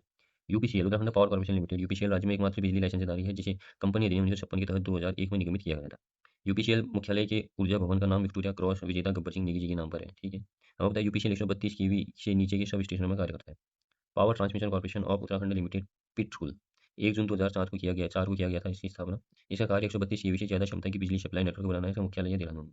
उत्तराखंड विद्युत नियामक आयोग का कार्यालय माजरा देहरादून में है और उत्तराखंड विद्युत नियामक आयोग का गठन सितंबर 2002 में किया गया। बाद में यह उत्तराखंड विद्युत नियामक आयोग नाम से जाना जाता है, जो विद्युत अधिनियम 2003 के तहत कार्य करता है। उत्तराखंड जल संस्थान की स्थापना 26 अगस्त 2002 में हुई। इसका प्रधान कार्यालय देहरादून में है। अगला है UREDA. Uttarakhand renewable energy development agency UREDA की स्थापना जुलाई 2001 में हुई। इसका मुख्यालय देहरादून के पटेल नगर में है। उरेडा 1 या 2 मेगावाट जल विद्युत परियोजनाओं तक निर्माण कार्य व घराटों को अपग्रेड करने का काम करती है। उरेडा स्ट्रीट लाइट व सोलर लालटेन को दूर दराज गांवों में पहुंचाने का काम करती है। और नवीकरणीय ऊर्जा और ऊर्जा संरक्षण कार्यक्रमों के लिए उरेडा राज्य की नोडल एजेंसी। ठीक है। देखो उत्तराखंड जल विद्युत परियोजना टिहरी बांध जल विद्युत परियोजना। देखो टिहरी बांध भागीरथी और बिलंगना नदी के संगम में 260.5 मीटर ऊंचा है।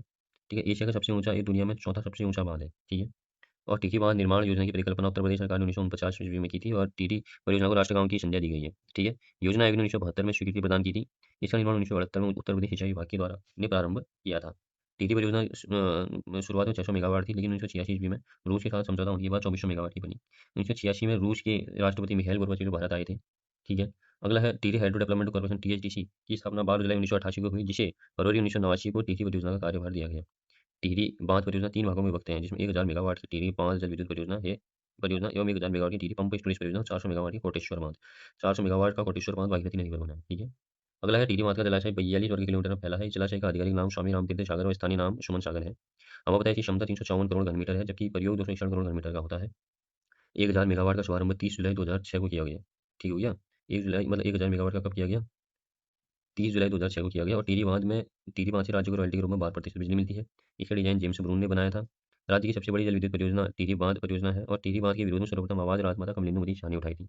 1978 में टिहरी में बांध विरोधी समिति बनाई गई। इसके अध्यक्ष विद्यासागर नौटियाल थे। 1979 में वीरेंद्र खतलानी ने बांध विरोध में सुप्रीम कोर्ट में याचिका डाली। 1991 में बांध विरोधी समिति का नेतृत्व सुंदरलाल बंगोड़ा ने किया और यहाँ धरना देकर 76 दिनों तक बांध निर्माण का कार्य रोक कर रखा। सन 1991 में इन्होंने गंगा सागर से गंगोत्री तक साइकिल यात्रा की थी और टिहरी परियोजना से 1 लाख लोगों के पुनर्वास के लिए लगभग 582 करोड़ रुपए की व्यवस्था की गई। गलौगी जल विद्युत परियोजना। गलौगी जल विद्युत हमारा उत्तराखंड का उत्तर भारत की पहली जल विद्युत परियोजना है। इसकी स्थापना मसूरी के क्यारकुनी व भट्टा गांव के बीच 3.5 मेगावाट की परियोजना थी। गलौगी परियोजना का खाका कर्नल वेब के नेतृत्व में बिलिंग घाट ने बनाया था और इस परियोजना का कार्य 1907 में पूर्ण हुआ। मई 1909 में विधिवत रूप से इसका शुभारंभ किया गया। दक्षिण भारत के मैसूर के बाद गलौगी जल विद्युत परियोजना देश का दूसरा या उत्तर भारत का प्रथम विद्युत ग्रह है। अगला है लखवाड़ बांध परियोजना। लखवाड़ बांध परियोजना जो है यमुना नदी पर बनने वाली लखवाड़ बांध परियोजना से 6 राज्य उत्तराखंड, हिमाचल प्रदेश, राजस्थान, हरियाणा, उत्तर प्रदेश, दिल्ली लाभान्वित होते हैं। ठीक है। लखवाड़ बांध परियोजना को 1976 में मंजूरी दी गई थी, लेकिन 1992 में इस परियोजना पर रोक लगा दी। 2008 में लखवाड़ बांध परियोजना को राष्ट्रीय परियोजना घोषित किया गया और देहरादून जनपद में यमुना नदी पर लखवाड़ बांध 204 मीटर ऊंचा कंक्रीट बांध प्रस्तावित है, जिसकी क्षमता 300 मेगावाट की होगी। ठीक है, लखवाड़ बांध परियोजना पर 90% वहन केंद्र सरकार, 10% राज्य सरकार करेगी। यमुना नदी पर बनी 120 मेगावाट की व्यासी परियोजना से देहरादून जनपद का लोहारी गाँव हमेशा के लिए जलमग्न हो गया। अगला है किसाऊ बांध परियोजना, 660 मेगावाट की प्रस्तावित परियोजना है, 236 मीटर इसका प्रस्तावित है, ठीक हो गया। अच्छा, हिमाचल प्रदेश उत्तराखंड राज्य की 50% की इसमें हिस्सेदारी है। देखो, बावला नंदबलिया परियोजना अलकनंदा नदी पर प्रस्तावित 300 मेगावाट क्षमता की परियोजना है। पंचेश्वर बांध परियोजना, पंचेश्वर बांध परियोजना के लिए भारत एवं नेपाल सरकार के बीच 1996 में संधि हुई, जिसके अनुसार महाकाली नदी, शारदा नदी पर बांध बनाया जाएगा। पंचेश्वर बांध के तहत हमें पता है कि चंपावत पिथौरागढ़ नेपाल को जैसा लग रहा है, इसकी ऊंचाई लगभग 315 मीटर है प्रस्तावित, और महाकाली नदी के दोनों तटों पर 6480 मेगावाट की कुल स्थापित क्षमता निर्माण का प्रस्ताव है, जो दोनों देशों के मध्य बराबर का मात्रा में उपयोग की जाएगी। ठीक हो गया। लगभग 40,000 करोड़ इसका मनोहानित बजट रखा गया था उस समय पे। अगला है विष्णु प्रयाग जल विद्युत परियोजना। चमोली जिले में अलकनंदा नदी पर 400 मेगावाट की है। इसका निर्माण निजी कंपनी जेपी द्वारा किया जा रहा है, और जिसमें 88% हिस्सा उत्तर प्रदेश सरकार का है, 12% जो है उत्तराखंड सरकार को रॉयल्टी के रूप में मिलता है। अगला है विक्टोरिया बांध, नैनीताल के भीमताल में स्थित है। इसे भीमताल बांध भी कहा जाता है। इसे 1882 में हेनरी एस शर्ट द्वारा डिजाइन किया गया था। टनकपुर परियोजना शारदा नदी में 1993 में बनी 120 मेगावाट की परियोजना है। राज्य में छतरा बांध टोंच नदी पर बना हुआ है। पहलू बांध अल्मोड़ा की रानी खेत में स्थित है। कालागढ़ बांध रामगढ़ नदी और पौड़ी में, इसकी ऊंचाई 128 मीटर है। सत्तेश्वर जल विद्युत परियोजना शारदा नदी पर भी है। गौरी डैम चंपावत में है। चीला परियोजना पौड़ी में 144 मेगावाट की परियोजना है। ये चीला नदी गंगा की सहायक नदी है। नाना सागर उधमसिंह नगर में है।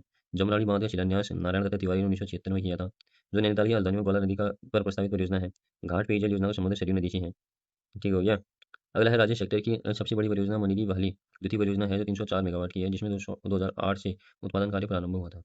ठीक हो गया। उत्तराखंड राज्य सौर नीति 2023, इसमें वर्ष 2027 तक प्रदेश में सोलर पावर प्लांट के माध्यम से 2500 मेगावाट बिजली उत्पादन का लक्ष्य रखा गया। इस नीति के तहत अब कोई भी व्यक्ति सरकारी जमीन को लीज पर लेकर सौर ऊर्जा प्रोजेक्ट लगा सकता है। इस नीति में उरेडा को एक लैंड बैंक बनाने की जिम्मेदारी दी गई।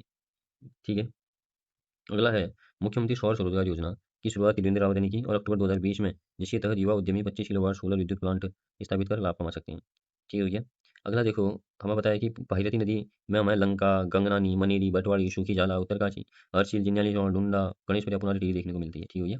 यमुना में नैनबाग, नौगांव, डामटा, टाकपत्थर, जांगी चट्टी, हनुमान चट्टी, ये चीज़ है। ठीक है। उत्तरकाशी जनपद की परियोजनाएं देखो, तिलौत भागीरथी हो गई। ठीक है, तिलौत भागीरथी में हो गई, भागीरथी नदी में हो गई, 1983 से कार्यरत है। और मनीरी वाली जो दूसरा पार्ट था, ये भी हमारा उत्तरकाशी में, ये धरासू में है, हमारा भागीरथी नदी में। पाला मनीरी परियोजना भागीरथी में है। आराकोट तुंगी परियोजना टोंच नदी। जफौल शांकरी जल विद्युत परियोजना शुपिन नदी। लिमचीगाड़ भागीरथी, नेटवाड़ मोरी जल विद्युत परियोजना टोंच में। लोहारी नाग पाला परियोजना हमारा पटवाड़ी भागीरथी नदी में। करमोली जल विद्युत परियोजना जाड़ गंगा में। ठीक है। पौड़ी जनपद की परियोजनाएं जो है हमारी, उतियासु बांध परियोजना अलकनंदा में। श्रीनगर जल विद्युत परियोजना अलकनंदा में। दुनाव जल विद्युत परियोजना नयार नदी। ठीक हो गया। कोटली भेल जल विद्युत परियोजना गंगा नदी हो गई। कोटेश्वर बांध परियोजना भागीरथी नदी। लंगरासू जल विद्युत परियोजना अगलाड़ नदी हो गई, टिहरी जनपद में हो गई। चमोली जनपद की प्रमुख जल विद्युत परियोजनाएं, मलेरी झेलम परियोजना धौलीगंगा, झेलम तमक जल विद्युत परियोजना धौलीगंगा, तपोवन विष्णुगढ़ परियोजना धौलीगंगा, उर्गम परियोजना कल्पगंगा। ठीक है, ये सब चमोली में है। ठीक है। लाटा तपोवन परियोजना धौलीगंगा, ये भी चमोली में है। ठीक है। और देवसारी परियोजना ये पिंडर में, ये भी चमोली में है। ठीक है। अगला है हमारा रुद्रप्रयाग में सोनप्रयाग परियोजना वासुकी मंदाकिनी, सिंगौली भटवाड़ी परियोजना मंदाकिनी रुद्रप्रयाग में, गौरीकुंड परियोजना मंदाकिनी रुद्रप्रयाग। ठीक है। और देहरादून जनपद में हमारा ढकरानी परियोजना यमुना नदी नागपत्थर बैराज हो गया। ढालीपुर परियोजना हमारा यमुना नदी नागपत्थर बैराज देहरादून। शिवरो परियोजना टोंच नदी देहरादून। खोदी परियोजना यमुना नदी देहरादून। कुलहाल जल विद्युत परियोजना यमुना नदी देहरादून। व्यासी जल विद्युत परियोजना यमुना नदी देहरादून। इंचारी बांध टोंच नदी पर बना है, जिसका जल शिवरो और खुदरी पावर स्टेशन को जाता है। पिथौरागढ़ कालिका तंतु परियोजना काली में है। शिराघाट बांध पिथौरागढ़ का सरयू नदी। सुरीनगढ़ जल विद्युत परियोजना सुरीन नदी पिथौरागढ़। छिरिला बांध हमारा पिथौरागढ़। चुंगर चाल परियोजना पूरी धौलीगंगा पिथौरागढ़। तालेश्वर परियोजना पिथौरागढ़। वेकांग वेलिंग परियोजना धौलीगंगा पिथौरागढ़। खरतोली लुमटी परियोजना गौरीगंगा पिथौरागढ़। मापंग बेगुडियार परियोजना गौरीगंगा पिथौरागढ़। उर्थिंग शोभला परियोजना धौलीगंगा पिथौरागढ़। शिरक्याली भवन रुपया रुपसिया बगाड़ी जल विद्युत परियोजना गौरीगंगा पिथौरागढ़। कटिमा बांध में 1955 में बना था, ये शारदा नदी उधमसिंह नगर में। लोहिया हेड परियोजना शारदा नदी उधमसिंह नगर। तुमड़िया डैम फीका नदी काशीपुर। हरिपुर डैम 1975 बाखरा नदी बाजपुर। बैगुल डैम बैगुल व शुक्ली नदी 1968 का है उधमसिंह नगर। बौर डैम किच्छा में है, बौर नदी पर पे है हमारा। ठीक हो गया। और घोरा बांध 1960 में किच्छा नदी पर पे ही है। ठीक है, ये सब हमारे उधमसिंह नगर में है। हरिद्वार में हमारे पतली जल विद्युत परियोजना गंगा नदी गंगा नहर हरिद्वार में। मोहम्मद परियोजना गंगा नगर हरिद्वार में है। ठीक है। उत्तराखंड की जलवायु यही ऋतु है। ठीक है। उत्तराखंड जलवायु प्रदेशीय क्षेत्र, देखो 6 भागों में उत्तराखंड क्षेत्रों को जलवायु की दृष्टि से 6 भागों में बांटा है। तो उपोष्ण जलवायु, गर्म शीतोष्ण जलवायु, और अगला है शीत शीतोष्ण जलवायु। ठीक है। और उसके बाद जो है हमारा अल्पाइन एल्पाइन जलवायु। ठीक हो गया। उसके बाद क्या है हमारा अल्पाइन जलवायु। ठीक है। और फिर है हिमानी जलवायु, फिर है शीत शुष्क जलवायु। ठीक है। अच्छा, जो उपोष्ण जलवायु क्षेत्र है, ये जो है राज्य के भाबर तराई व दून घाटी क्षेत्रों में उपोष्ण प्रकार की जलवायु पाई जाती है। ठीक है। समुद्र तल से 900 मीटर तक की ऊंचाई तक के क्षेत्र की जलवायु उपोष्ण प्रकार की है। ठीक बात है। अगर है गर्म शीतोष्ण जलवायु, 900 से 1800 मीटर तक की ऊंचाई वाले क्षेत्र में गर्म शीतोष्ण जलवायु पाई जाती है। इस जलवायु वाले भाग में वनस्पति की प्रचुरता अधिक पाई जाती है, जिसका मुख्य वृक्ष क्या है, चीड़ है। अगला है शीत शीतोष्ण जलवायु, 1800 से लेकर 3000 मीटर तक ऊंचाई वाले क्षेत्र में शीत शीतोष्ण जलवायु मापी जाती है, पाई जाती है। इस क्षेत्र वाले भाग में गर्मी कम, सर्दी अधिक पड़ती है, तापमान वर्ष भर कम रहता है। ठीक है। अगला है शीत शुष्क जलवायु क्षेत्र, 2500 मीटर से 3000 मीटर की ऊंचाई वाले ट्रांस हिमालय क्षेत्र में इस प्रकार की जलवायु पाई जाती है। ठीक है। उसके बाद अल्पाइन जलवायु, 3000 मीटर से 4200 मीटर तक के क्षेत्रों में अल्पाइन प्रकार की जलवायु पाई जाती है। ठीक है। अच्छा, जो राज्य के बुग्याल क्षेत्र में अल्पाइन प्रकार की जलवायु पाई जाती है और 4000 मीटर की ऊंचाई पर स्थायी हिमरेखा पाई जाती है, ठीक है। हिमानी जलवायु क्षेत्र में 4200 मीटर से अधिक ऊंचाई क्षेत्र वर्ष भर हिमाच्छादित रहते हैं। सतत हिमाच्छादित रहने के कारण यहाँ बर्फीली जलवायु पाई जाती है। उसके बाद है भूटिया जनजाति। इसके लोग उच्च हिमालय क्षेत्र में वास करते हैं, जो चमोली के नीति माणा, उत्तरकाशी के हसील व पिथौरागढ़ के जोहार क्षेत्र में वास करते हैं, ठीक है। अब देखो, Kumaon fan palm. Kumaon fan palm क्या है? ये शून्य से कम तापमान में जीवित रहने वाला एकमात्र ताड़ की प्रजाति है, याद रखना। यह पहल कुमाऊनी पाम को पुनर्जीवित करने के प्रयास से की गई है। इसे दुनिया का सबसे कठोर ताड़ कहा जाता है, ठीक है। अच्छा, उत्तराखंड जलवायु संबंधी विवरण की अगर मैं बात करूं, देखो उत्तराखंड के संबंध में जलवायु तत्व तापीय विविधता, वायुमंडलीय दाब एवं पवने आर्द्रता तथा मेघ वर्षा आती है, ठीक हो गया। और राज्य में उत्तरोन्मुख ढाल की अपेक्षा दक्षिणोन्मुख पहाड़ी ढाल से अधिक वर्षा होती है, ठीक हो गया। अगला है भूगोल वेदता के अनुसार हिमालय क्षेत्रों में पूर्व से पश्चिम की ओर जाने पर वर्षा की मात्रा में कमी पाई जाती है। प्रायः यह देखने को मिलता है भारत के पूर्वी राज्यों में वर्षा की सघनता अधिकतम होती है। मेघालय की खासी पहाड़ी के माशिनराम में विश्व की सर्वाधिक वर्षा होती है, ठीक है। ऐसे राज्य में जनवरी महीना सबसे ठंडा व जून सबसे गर्म महीना रहता है, ठीक है। अगला है उत्तर भारत में ऋतु विभाजन, ठीक है। देखो, भारत मौसम विभाग में उत्तरी भारत में ऋतुओं का विभाजन 3 भागों में है, ठीक है। ग्रीष्म ऋतु, वर्षा ऋतु और शीत ऋतु, ठीक है। ग्रीष्म ऋतु को उत्तराखंड में स्थानीय भाषा में रूणी खरसाव नामों से जाना जाता है, ठीक हो गया, ठीक है।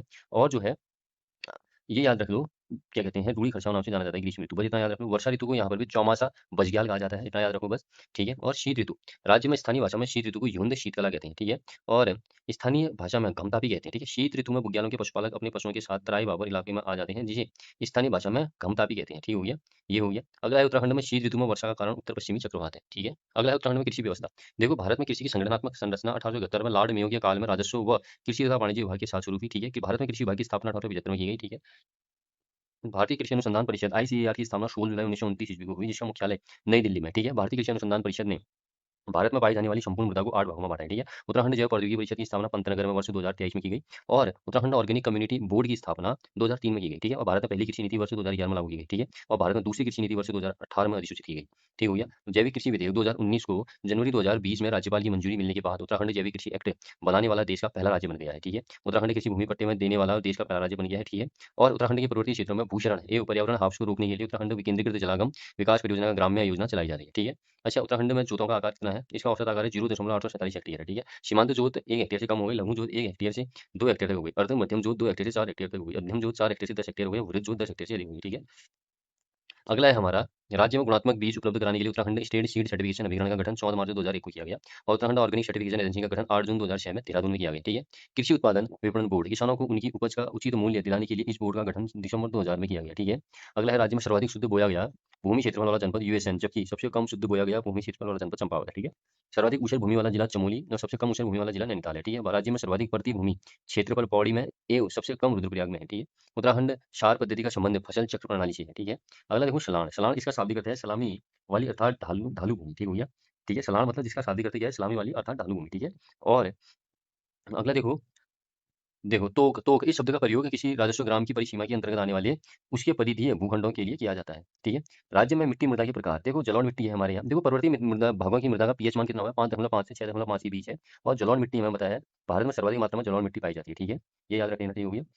और उत्तराखंड में जलोढ़ मिट्टी मैदानी क्षेत्रों में पाई जाती है, जिनमें बांगर पुरानी जलोढ़ और खादर नई जलोढ़ मिट्टी को कहते हैं, ठीक है। अगला देख लो, दोमट मिट्टी जो है हमारी, दोमट मिट्टी, जो ये दोमट मिट्टी है, दोमट मिट्टी सर्वाधिक उपजाऊ मिट्टी होती है, ठीक हो गया। इसमें धान गेहूं की खेती होती है। राज्य में पाई जाने वाली मृदा को पर्वतीय मृदा के अंतर्गत रखा गया है, ठीक हो गया। काली मृदा हमें पता ही है, ठीक है। तीसरी सर्वाधिक उपजाऊ काली मिट्टी रैगुर मृदा या काली कपासी मिट्टी भी कहा जाता है इसको, ठीक है। अगला देख लो, ये बहुत इंपॉर्टेंट पॉइंट बन जाता है हमारे लिए। टर्सरी प्रकार की, देखो शिवालिक श्रेणी में टर्सरी प्रकार की मिट्टी मिलती है, जो नैनीताल के भीमताल क्षेत्र में क्वार्टर से ज्वालामुखी प्रकार की मिट्टी पाई जाती है, ठीक हो गया। ये याद रखना। बाकी स्थानीय बोली में कुछ प्रयुक्त शब्द हैं, जैसे चूपड़ चोपड़ी को बोलते हैं चिपचिपी मिट्टी, छाछरू उखाड़ को बोलते हैं रूखी मिट्टी, पांग पांग को बोलते हैं नदियों द्वारा बिछाई गई जलोढ़ मिट्टी, ठीक है। बुनिया को बोलते हैं जंगल की भूमि, लवाठी को बोलते हैं हमें क्ले मिट्टी, कमेट कमेड़ा को हम सफेद मिट्टी बोलते हैं, ठीक है। अगला अगला है देखो, कृषि के प्रकार। देखो, हमारे यहाँ पर्वतीय क्षेत्रों में 15% तक की भूमि को ढालू बनाया जा सकता है, ठीक है। और 3 प्रकार की कृषि यहाँ पर भी होती है हमें, ठीक है। तो तालाब भूमि कृषि भूमि पाई जाती है, तालाब भूमि, उपराव और इजराइन, ठीक हो गया। अब ये किस आधार पे है? देखो, पर्वतीय भागों में कृषि भूमि को सिंचाई सुविधा के अनुसार विभाजित किया जाता है। सिंचाई सुविधा के आधार पर है 3 प्रकार की, ठीक है। तालाब, उपराव, इजराइन, ठीक है। तालाब में देखो, तालाब में क्या आ गया, मतलब सीधी सी बात है, ठीक है। मतलब क्या कहते हैं, सिंचाई की सर्वोत्तम व्यवस्था यहाँ पर पाई जाती है, ठीक हो गया। और तालाब भूमि को निम्न उपवर्गों में विभाजित किया जा सकता है। एक तो शेरा हो गया, इसमें अधिक जल की प्रचुरता वाली उत्तम जलोढ़ मिट्टी होती है इसमें, ठीक है। दूसरा पड़चर हो गया, इसमें आंशिक जलपूर्ति वाली मध्यम भूमि की मिट्टी होती है। तीसरा सीमार है, जो निरंतर जल प्लावित रहने वाली भूमि धान फसल के लिए उत्तम होती है, ठीक है। अगला है हमारा उपराव भूमि। उपराव भूमि क्या है हमारी? उपराव भूमि पर्वतीय क्षेत्रों के ऊपरी भागों में पाई जाती है, ठीक बात है, जहाँ सिंचाई सुविधा की कमी पाई जाती है, ठीक है। और उपराव भूमि को 2 वर्गों में बांटा गया है, ठीक है। उपराव अव्वल है, उपराव द्वितीय, ठीक है। अगला है देखो इज़राइन भूमि। इज़राइन भूमि जंगलों के बीच पाई जाने वाली अपरिपक्व व पथरीली भूमि को इज़राइन कहा जाता है, ठीक हो गया। इज़राइन भूमि जिसे कटीली भूमि भी कहते हैं, यह निम्न श्रेणी की भूमि होती है जिसे राजस्व अभिलेखों में उखड़ भूमि भी कहते हैं, ठीक है। अगला है द घरिया घरिया भूमि। घरिया भूमि पर्वतीय भागों में गाँवों के निकट वाली भूमि को कहते हैं, ठीक है। पुण्य या वन्य भूमि जंगलों के निकट वाली भूमि को कहते हैं, ठीक है। बिचलिया भूमि गाँव के बीच की भूमि को कहते हैं, ठीक है। ठीक है।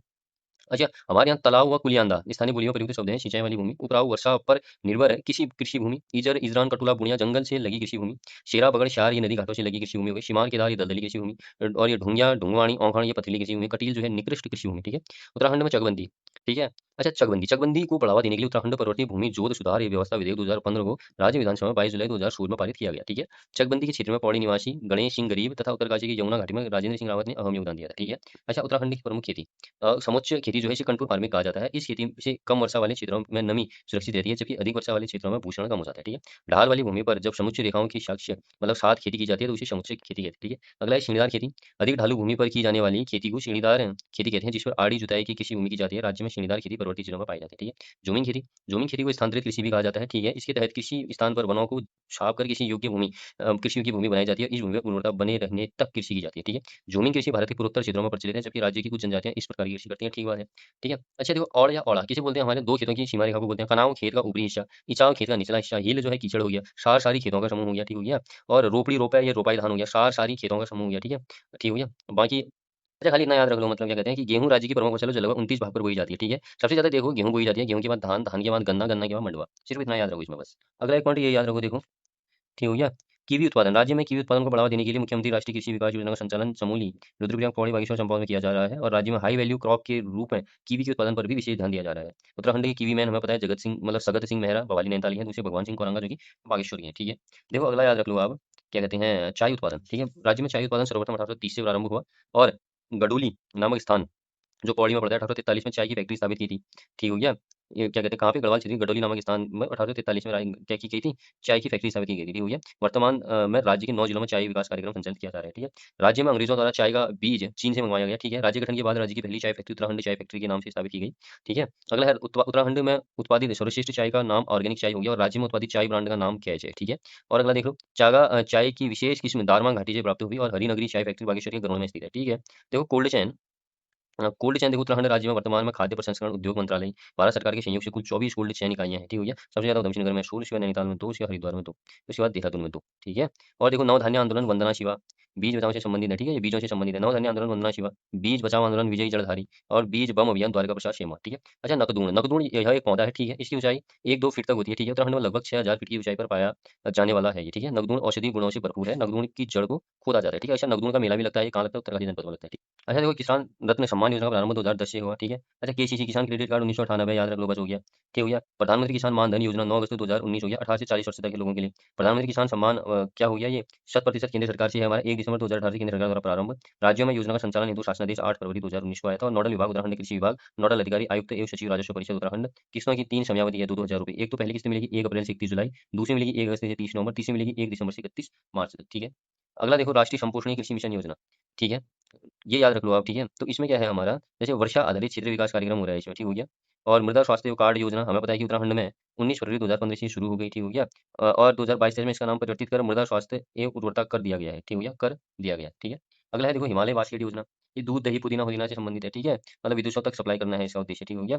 अगला है हमारा जैविक कृषि विकास संस्था द्वारा उत्तराखंड में जैविक मंडी शुरू की गई, ठीक हो गया। घेरवाड़ योजना देखो, यह इस योजना के तहत राज्य में स्थापित बागानों को जंगली जानवर से बचाने के लिए कार्य किया जा रहा है, ठीक है।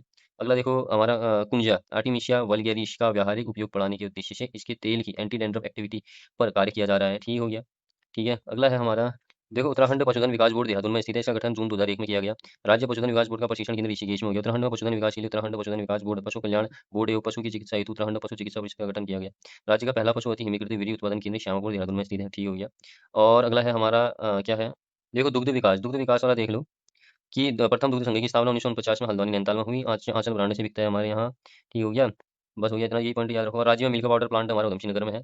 राज्य में डेयरी सौदे विकास केंद्र की स्थापना नैनीताल में हुई, ठीक है।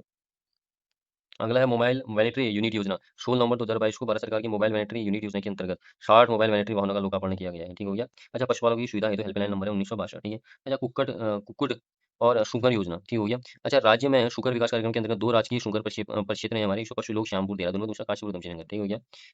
ठीक हो गया। अगला देख लो आप, पोल्ट्री वैली योजना 1 दिसंबर 2022 हो गया, ठीक है। ये हो गया हमारा, ठीक है। और अगला है, देखो गौट वैली परियोजना 16 नवंबर 2022 से गौट वैली परियोजना आरंभ की गई। प्रथम चरण में बागेश्वर, रुद्रप्रयाग जनपद में इस परियोजना को प्रारंभ किया गया। मधुग्राम योजना 1910 की है, ठीक है, 1910 की नहीं है, मधुग्राम योजना 2020 की है, 2020 की है मधुग्राम योजना, ठीक है। ये मधुग्राम योजना 2020 में प्रारंभ हुई, ठीक हो गया। और तो इसमें कुछ खास है नहीं, ठीक है। अच्छा, ए हेल्प कार्यक्रम जो है पशु संरक्षण के लिए है हमारा। अप्रैल 2023 को राज्य सरकार ने ए हेल्प कार्यक्रम का शुभारंभ देहरादून में सर्वे ऑफ इंडिया ऑडिटोरियम से किया, ठीक है। अच्छा, देखो राज्य की प्रमुख नहर है, देखो ऊपरी गंगा नहर, देखो सबसे पुरानी नहर है, इसका निर्माण अंग्रेजों द्वारा 1842 से 54 के बीच हुआ।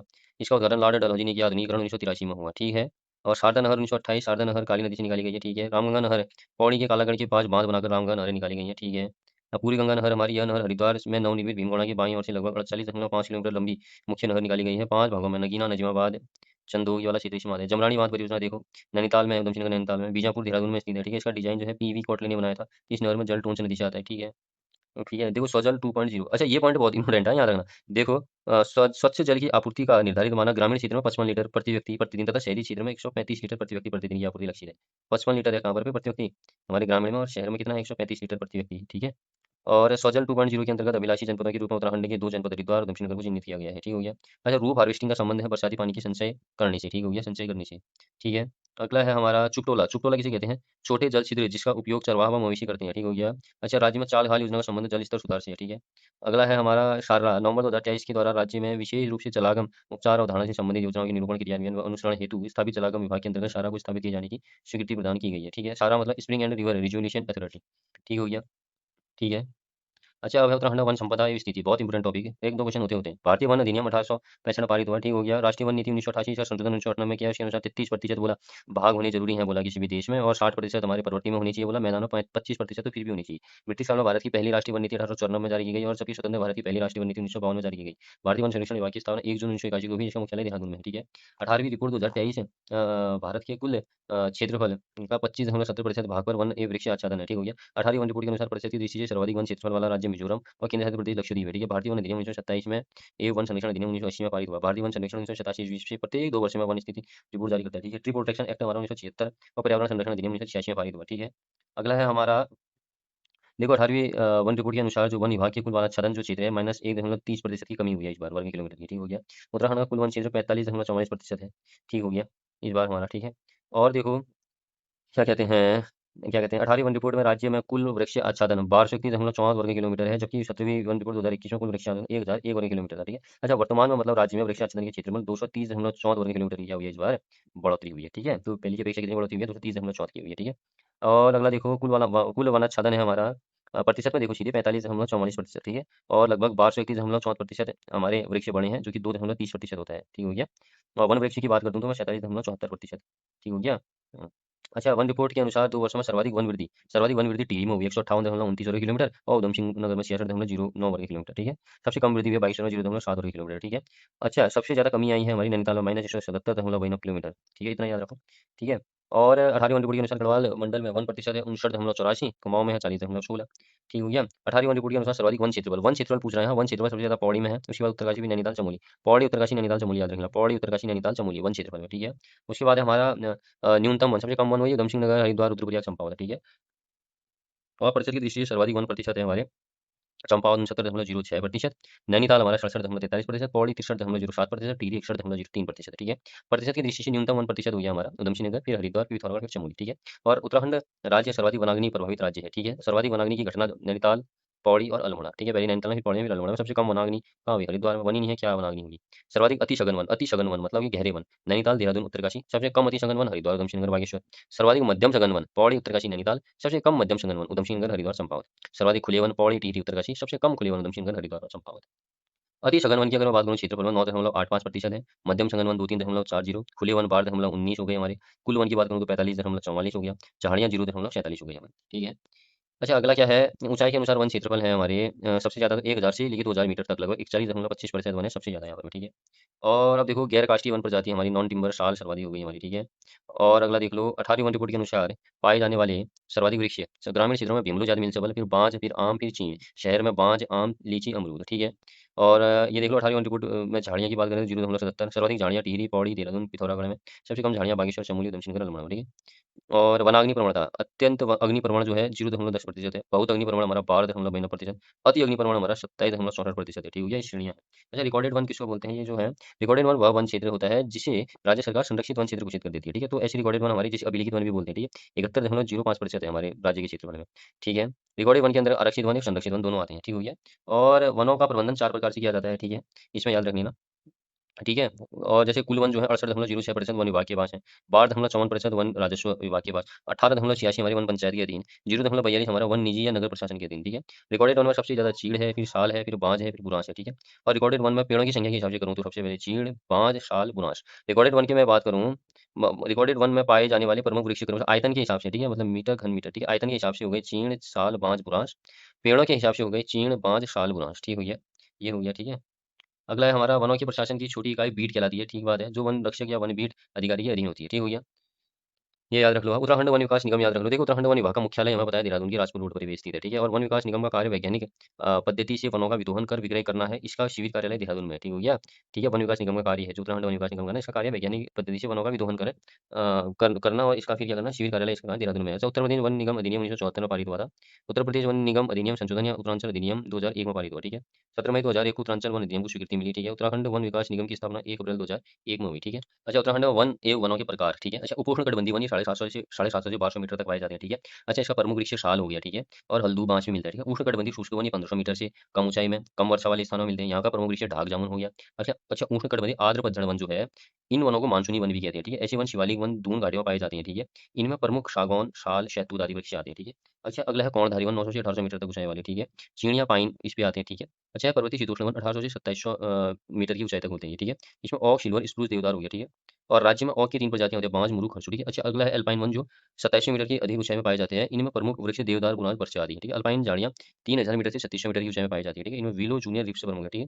अच्छा, ऊंचाई के क्रम के बढ़ते हुए वन सागौन, साल, चीड़, देवदार और भोजपत्र, ठीक है। अच्छा, भोजपत्र राज्य में हिमालय क्षेत्र में पाया जाता है, इसे बरसी भी कहा जाता है, ठीक है। राज्य वृक्ष हमारा वरदान बांज वृक्ष हो गया। विश्व में बांज की 40 प्रजातियां हो गया, उत्तराखंड में 5। बांज एक प्रकार का शीतोष्ण कटिबंधीय वृक्ष है, ठीक है। बाकी सब वैज्ञानिकों को मतलब क्वर्कस लुकोटाइकोफोरो है, ठीक है। क्वर्कस लुकोटाइकोफोरो याद रखना, ठीक है। उत्तराखंड में अन्य प्रमुख वृक्ष में बताया, ठीक है। खैर वृक्ष से कत्था बनता है, ठीक है। विलो की लकड़ी क्रिकेट के बल्ले के लिए, ठीक है। भोजपत्र कागज है। देवदार वृक्ष से सुगंधित तेल व फर्नीचर मिलता है। चीड़ से तारपीन तेल हो गया। अच्छा, बुरांश व ढाक के फूलों से रंग, ठीक है।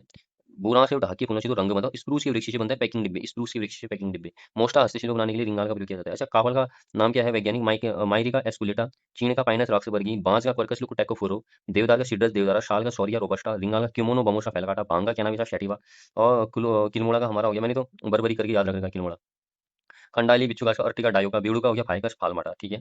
बाकी बस हो गया, इतना ही रखो याद। और अगला है द्वारका प्रसाद शेमाल ने वर्ष 2001 में जाड़ी हिमालय पर्यावरण जड़ी बूटी एग्रो संस्थान नाम से संस्था का गठन किया, ठीक है। अगला है रामायण व महाभारत वाटिका। देखो उत्तराखंड वन विभाग द्वारा जनवरी 2025 में हल्द्वानी में रामायण वाटिका एवं महाभारत वाटिका नामक 2 उद्यान स्थापित किए गए। इन उद्यानों में महाभारत एवं रामायण महाकाव्य में वर्णित पौधों की प्रजाति लगाई गई है, ठीक है। वन प्रबंधन अधिनियम 1982 के तहत राज्य की 164 जड़ी बूटियों को प्रतिबंधित किया गया है। भारतीय आयात प्राधिकरण ने 44 पौधों की आयात पर प्रतिबंध लगाया हुआ है। लगभग 500 प्रकार की जड़ी बूटियां पाई जाती है इसमें, ठीक है। राज्य में जड़ी बूटियों के विकास के लिए मुख्यमंत्री की अध्यक्षता में औषधीय पादप बोर्ड का गठन 14 अगस्त 2000 में किया गया, ठीक हो गया। अगला है चरक संहिता में उत्तराखंड वनस्पति बगीचा बॉटनिकल गार्डन एवं हिमालय को हेमंत औषध भूमि नाम कहा गया, ठीक हो गया। राज्य में गुनहेर पौधे से कैंसर इलाज और प्रयुक्त टेक्साइल नामक रसायन प्राप्त किया जाता है, ठीक है। बायोडीजल बनाने के लिए जेट्रोफा या रतनजोत वृक्ष उपयुक्त है। ब्राह्मी बुद्धिवर्धक शाक है, यह हरिद्वार में प्रचुर मात्रा में मिलता है। देखो अमेश नामक पौधे का प्रयोग पहाड़ी क्षेत्रों में टमाटर के विकल्प के रूप में होता है। इसे हिप्पो भी नाम से भी जाना जाता है, ठीक हो गया। किलमुड़ा हमें बताया कि इसे दारू हृदय जरिस भी कहा जाता है। इसे स्थानीय भाषा में किलमुड़ा कहा जाता है। बैंकर पौधों के बीच से निकालकर गठिया रोग उपचार में प्रयोग होता है, ठीक है। कंडाली या बिच्छू घास की पत्तियों का प्रयोग सब्जी के लिए किया जाता है, ठीक है। ठीक है, मरोड़ खड़ी जड़ी बूटी का प्रयोग सर्वविष उतारने के लिए। झूला नामक वनस्पति, सांभर, गरम मसाला, ठीक है। अच्छा, प्रथम ग्रेड का झूला फ्रांस को निर्यात किया जाता है, ठीक है। झिंगारू कंटीला पौधा है, इसके फल को खाया जाता है या पूरा पौधा हृदय रोग के लिए लाभदायक होता है, ठीक है। अच्छा, जीरेनियम जीरेनियम अफ्रीकी मूल का पौधा है। इसका प्रयोग सुगंधित इत्र व सौंदर्य प्रसाधन के लिए किया जाता है, ठीक हो गया। अगला है देखो हमारा वज्रदंती दंतशूल अतिसार व संधि शोध के लिए। यारसा बूंगा हमें पता ही है, ठीक हो गया। तिब्बती शब्द हो गया ये, ठीक हो गया? और जिसमें यारसा का अर्थ सर्दियों का कीड़ा, ये गुम्बा का अर्थ गर्मियों का पौधा हो गया, ठीक है? बिटारा इसे दुप्पी भी कहा जाता है, ठीक है? दुप्पी धूप अगरबत्ती बनाते हैं, ठीक है? अगला देखो उच्च स्तरीय पौधे शोध संस्थान श्रीनगर पौड़ी में, जड़ी बूटी शोध विकास संस्थान गोपेश्वर चमोली, औषधीय सुगंधित पौध संस्थान शिमया पंतनगर हो गया, और रसायन विभाग के वनस्पति विभाग कुमाऊं का हमारा नैनीताल में, गढ़वाल का हमारा श्रीनगर में, वन अनुसंधान संस्थान में बता देहरादून, जीवी पंत हिमालय पर्यावरण विकास संस्थान अल्मोड़ा। अच्छा देखो चिपको आंदोलन में बताया 1974 में चमोली से, ठीक हो गया? गौरा देवी के पति का नाम मेहरबान सिंह, 1986 में इंदिरा गांधी वृक्ष मित्र पुरस्कार मिला गौरा देवी को, ठीक हो गया? देखो 26 मार्च 1974 की बात है ये, ठीक है? सुबह जंगल काटने के लिए कुछ वनकर्मी आ गई थी, तो वहाँ की औरतें लिपट गई थी उससे, ठीक हो गया? अच्छा चिपको आंदोलन साइमन स्पोर्ट्स गुड्स फैक्ट्री की प्रतिक्रिया के रूप में प्रारंभ हुआ। चिपको आंदोलन का उद्देश्य वनों की अवैध एवं अंधाधुंध कटाई पर रोक लगाना है, ठीक हो गया? और चिपको आंदोलन को अपने शिखर पर पहुंचाने का श्रेय पर्यावरणविद सुंदरलाल बहुगुणा, गोविंद सिंह रावत, चंडी प्रसाद भट्ट को जाता है। सुंदरलाल बहुगुणा ने हिमालय बचाओ देश बचाओ का नारा दिया, ठीक हो गया? चिपको आंदोलनकारी महिलाओं ने 1978 में एक नारा दिया, क्या है इस जंगल के उपकान, मिट्टी पानी और बयान, जिंदा रहने के आधार, ठीक है? 1987 में चिपको आंदोलन को सम्यक जीविका पुरस्कार मिला, 1987 में। The Chipko movement A people history पुस्तक शेखर पाठक द्वारा लिखी गई थी। जपटो चीनो आंदोलन चमोली जिले के रेहड़ी तोलमा लाता आदि गांव के लोगों ने वनों पर हक हेतु 21 जून 1998 को लाता गांव में धरना देकर देना शुरू किया, ठीक है? अच्छा गोविंद सिंह रावत कामरेड देश की नेतृत्व करता, ठीक हो गया? अच्छा इसमें क्या किया, नंदा देवी पार्क पर ग्रामीणों ने मतलब क्या कहते हैं मतलब ये था वनों पर परंपरागत हक बहाल करना था इसका, ग्रामीणों को दिलाना था मतलब, ठीक हो गया? इसका उद्देश्य, ठीक है? मतलब कि ये था उद्देश्य नंदा देवी राष्ट्रीय पार्क का प्रबंधन ग्रामीणों को दिलाना, जो ये प्रबंधन था, ठीक हो गया? और जिस कारण ग्रामीण लोगों ने अपने पशुओं के साथ नंदा देवी पार्क में मतलब घुस गए ये, ठीक है? कुछ वन आंदोलन देखो, रवाई तिलानी आंदोलन टिहरी रियासत में, दयाराम रवांटा 1930, चिपको चमोली गौरा देवी 1974, 1977 का वन आंदोलन राज्य स्तरीय 1977, डूंगी बेंथुली चमोली मथुरा देवी 1980, पाणी राखो अपने खाल पौड़ी सचिदानंद भारती 1989, रक्षापुत्र भिलंगना टिहरी सुरेश भाई 1994, चपटू शीनो चमोली गोविंद सिंह रावत कामरेड 1998, मैथी चमोली कल्याण सिंह रावत 1995, ठीक है? डूंगी बेंतुली जो है आंदोलन, ये डूंगी बेंतुली आंदोलन हुआ था मतलब बांस के जंगल काटे जाने के विरोध में, चमोली जिले में हुआ था, ठीक हो गया? ये हो गया। यहाँ बांस के जंगल को सरकार ने उद्यान विभाग को हस्तांतरित कर दिया था, परंतु महिलाओं के विरोध के बाद सरकार को अपना फैसला वापस लेना पड़ा। मैती आंदोलन कल्याण सिंह रावत मैती हो गया हमारा। और 1974 में इन्होंने दुर्लभ वन्य प्राणियों रक्षा एवं संवर्धन के लिए हिमालय वन्यजीव संस्थान की स्थापना की, ठीक हो गया? और इनके इनके द्वारा ही लोकमाटी वृक्ष अभिषेक समारोह टिहरी में होता है, ठीक हो गया? समारोह टिहरी में होता है, ठीक हो गया? और देवभूमि क्षमा यात्रा इनके द्वारा निकाली गई, त्रिमूर्ति पद यात्रा निकाली गई, रजत जयंती रथ यात्रा, गाँव की ओर चलो पद यात्रा, ये सब इनके द्वारा निकाली गई थी, ठीक हो गया? पर्यावरण संरक्षण के लिए मैती आंदोलन की शुरुआत 1995 में ग्वालदम से हुई। मैती आंदोलन के प्रवर्तक ग्वालदम इंटर कॉलेज के शिक्षक कल्याण सिंह रावत थे, यही थे, ठीक है? अच्छा इसके तहत क्या होता है, वर वधु पौधा रोपते हैं जिसकी रक्षा लड़की के मायके वाले करते हैं, ठीक है? और मैती आंदोलन देखो, मैती आंदोलन को मूर्त रूप देने का काम हिमालय वन्यजीव संस्थान 1974 ने किया, ठीक है? 2020 में पर्यावरण क्षेत्र में महत्वपूर्ण योगदान के लिए पद्मश्री सम्मान भी इनको दिया गया, ठीक है? टिहरी राज्य वन आंदोलन, पेड़ों की कटाई के विरुद्ध रक्षा सूत्र आंदोलन टिहरी के भिलंगना क्षेत्र में 1994 में हुआ। रक्षा सूत्र आंदोलन के प्रणेता सुरेश भाई थे, इनका जन्म 1964 में टिहरी बूढ़ा केदार में हुआ। सरकारी सेवा को त्याग कर इन्होंने समाज सेवा के प्रति समर्पित होकर लोगों में समर्पण के भाव की मतलब कहते हैं भाव की अलग जगाने का अभियान शुरू किया।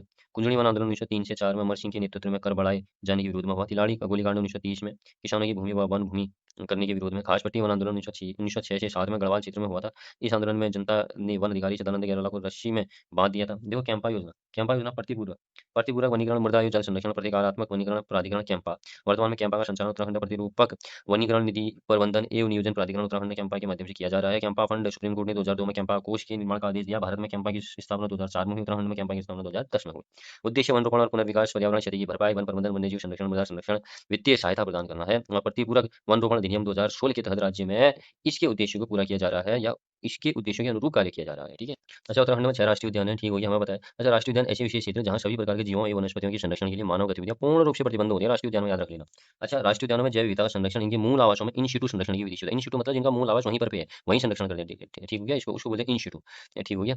अच्छा 6 राष्ट्रीय पार्क हो गए हमारे, ठीक हो गया? 6 राष्ट्रीय पार्क टोटल इनका 5006.76 वर्ग किलोमीटर रहेंगे टोटल, और राज्य के कुल क्षेत्रफल का 9.36% है, ठीक है? पहला है कार्बी राष्ट्रीय उद्यान, हमें पता है कि एशिया का भी पहला था ये। 1936 में हेली नेशनल पार्क के नाम से हुई थी शुरुआत।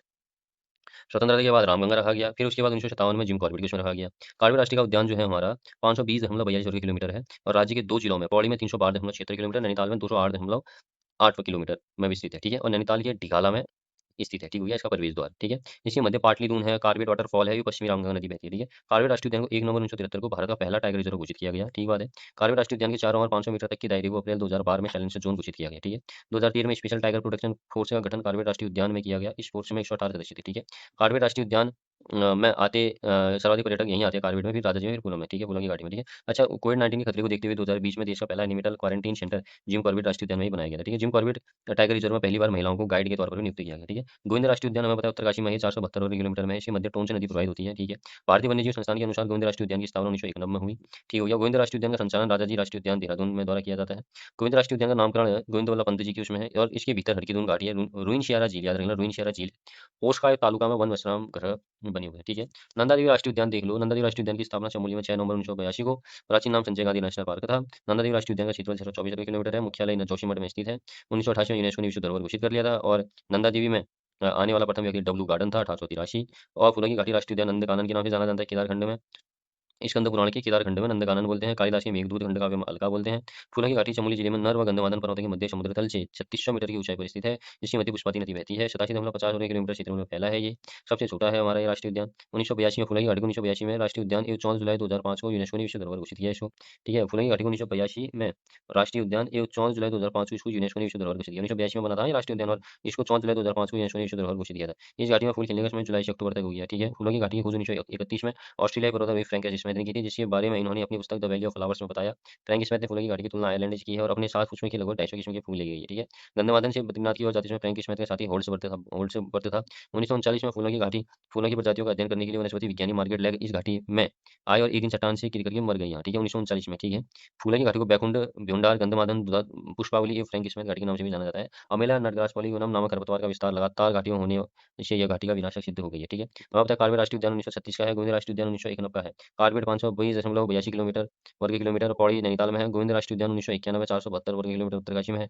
नंदा देवी राष्ट्रीय उद्यान 1982 में हमारा 624 किलोमीटर नए चमोली में है। फूलों की घाटी राष्ट्रीय उद्यान हमारा 1982 में 87.50 किलोमीटर चमोली में है। राजा जी हमारा 1983 82.42 वर्ग किलोमीटर है। देहरादून पौड़ी हरिद्वार में। और गंगोत्री राष्ट्रीय उद्यान 1939 में 2390 वर्ग किलोमीटर जो कि उत्तरकाशी में है। राजाजी राष्ट्रीय उद्यान जो है राज्य का प्रथम वन्यजीव संरक्षण केंद्र मोतीचूर वन्यजीव विहार की स्थापना 1935 में देहरादून में हुई। हरिद्वार में राजाजी विहार की स्थापना 1948 में। पौड़ी में चिला वन्यजीव विहार की स्थापना 1977 में हुई। 1983 में मोतीचूर, चिला व राजाजी विहार को मिलाकर राजाजी राष्ट्रीय उद्यान बनाया गया और जिसका मुख्यालय देहरादून में है। राजाजी राष्ट्रीय उद्यान का क्षेत्रफल 820.42 वर्ग किलोमीटर है, जो 3 जनपदों देहरादून, पौड़ी, हरिद्वार में विस्तृत है। राजाजी राष्ट्रीय उद्यान का नाम भारत के अंतिम गवर्नर जनरल श्री राजगोपालाचारी जी के नाम पर रखा गया है। अप्रैल 2015 में राजाजी देश का 48वां राज्य का दूसरा टाइगर रिजर्व घोषित किया गया, ठीक हो गया। 2015 अप्रैल में राजाजी देश का 48वां एवं राज्य का दूसरा टाइगर रिजर्व घोषित किया गया। गंगोत्री राष्ट्रीय उद्यान जो है, गंगोत्री राष्ट्रीय उद्यान की स्थापना 1989 में हुई, उत्तरकाशी जिले में हुई। यह सरकार का सबसे बड़ा राष्ट्रीय उद्यान है। गंगोत्री राष्ट्रीय उद्यान का क्षेत्रफल 2390 वर्ग किलोमीटर है। गंगोत्री राष्ट्रीय उद्यान से लगी भैरव घाटी में देश का पहला हिम तेंदुआ संरक्षण केंद्र खोला जाएगा, ये हो गया। देखो अगला है हमारा गोविंद विहारी गंगोत्री राष्ट्रीय उद्यान में पर्यटकों को ऑनलाइन प्रवेश परमिट की सुविधा के लिए 7 अप्रैल 2017 को मुख्यमंत्री द्वारा सरकारी तौर पर देश के प्रथम ऑनलाइन सिंगल विंडो सिस्टम पथिक का उद्घाटन किया गया, ठीक है। उत्तराखंड में वन्यजीव अभयारण्य या विहार की मैं बात करूँ तो 7 वन्यजीव विहार हैं, 4 संरक्षण आरक्षित हैं, 2 विश्व धरोहर हैं, 1 रामसर क्षेत्र साइट है, ठीक है। 7 वन्यजीव विहार का कुल क्षेत्रफल 2683.73 किलोमीटर है। ये इंस्टीट्यूट संरक्षण विधि से होता है इनका भी, ठीक हो गया, जैव विविधता पर संरक्षण, ठीक है। राष्ट्रीय पार्क की अपेक्षा मानव गतिविधियों की कुछ छूट होती है, यहाँ घास काटने लकड़ी चुगने की, ठीक है। राष्ट्रीय नेशनल पार्क में तो कुछ भी नहीं होता, ठीक हो गया।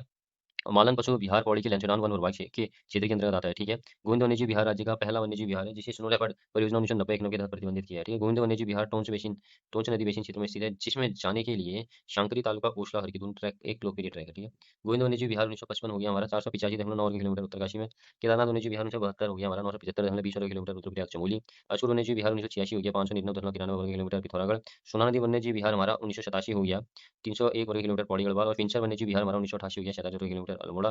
मसूरी वन्यजीव विहार 1993 हो गया 10.82 वर्ग किलोमीटर हमारा मसूरी देहरादून। और नंदौर वन्यजीव विहार हमारा 2012 में हो गया 269.95 वर्ग किलोमीटर नैनीताल चंपावत।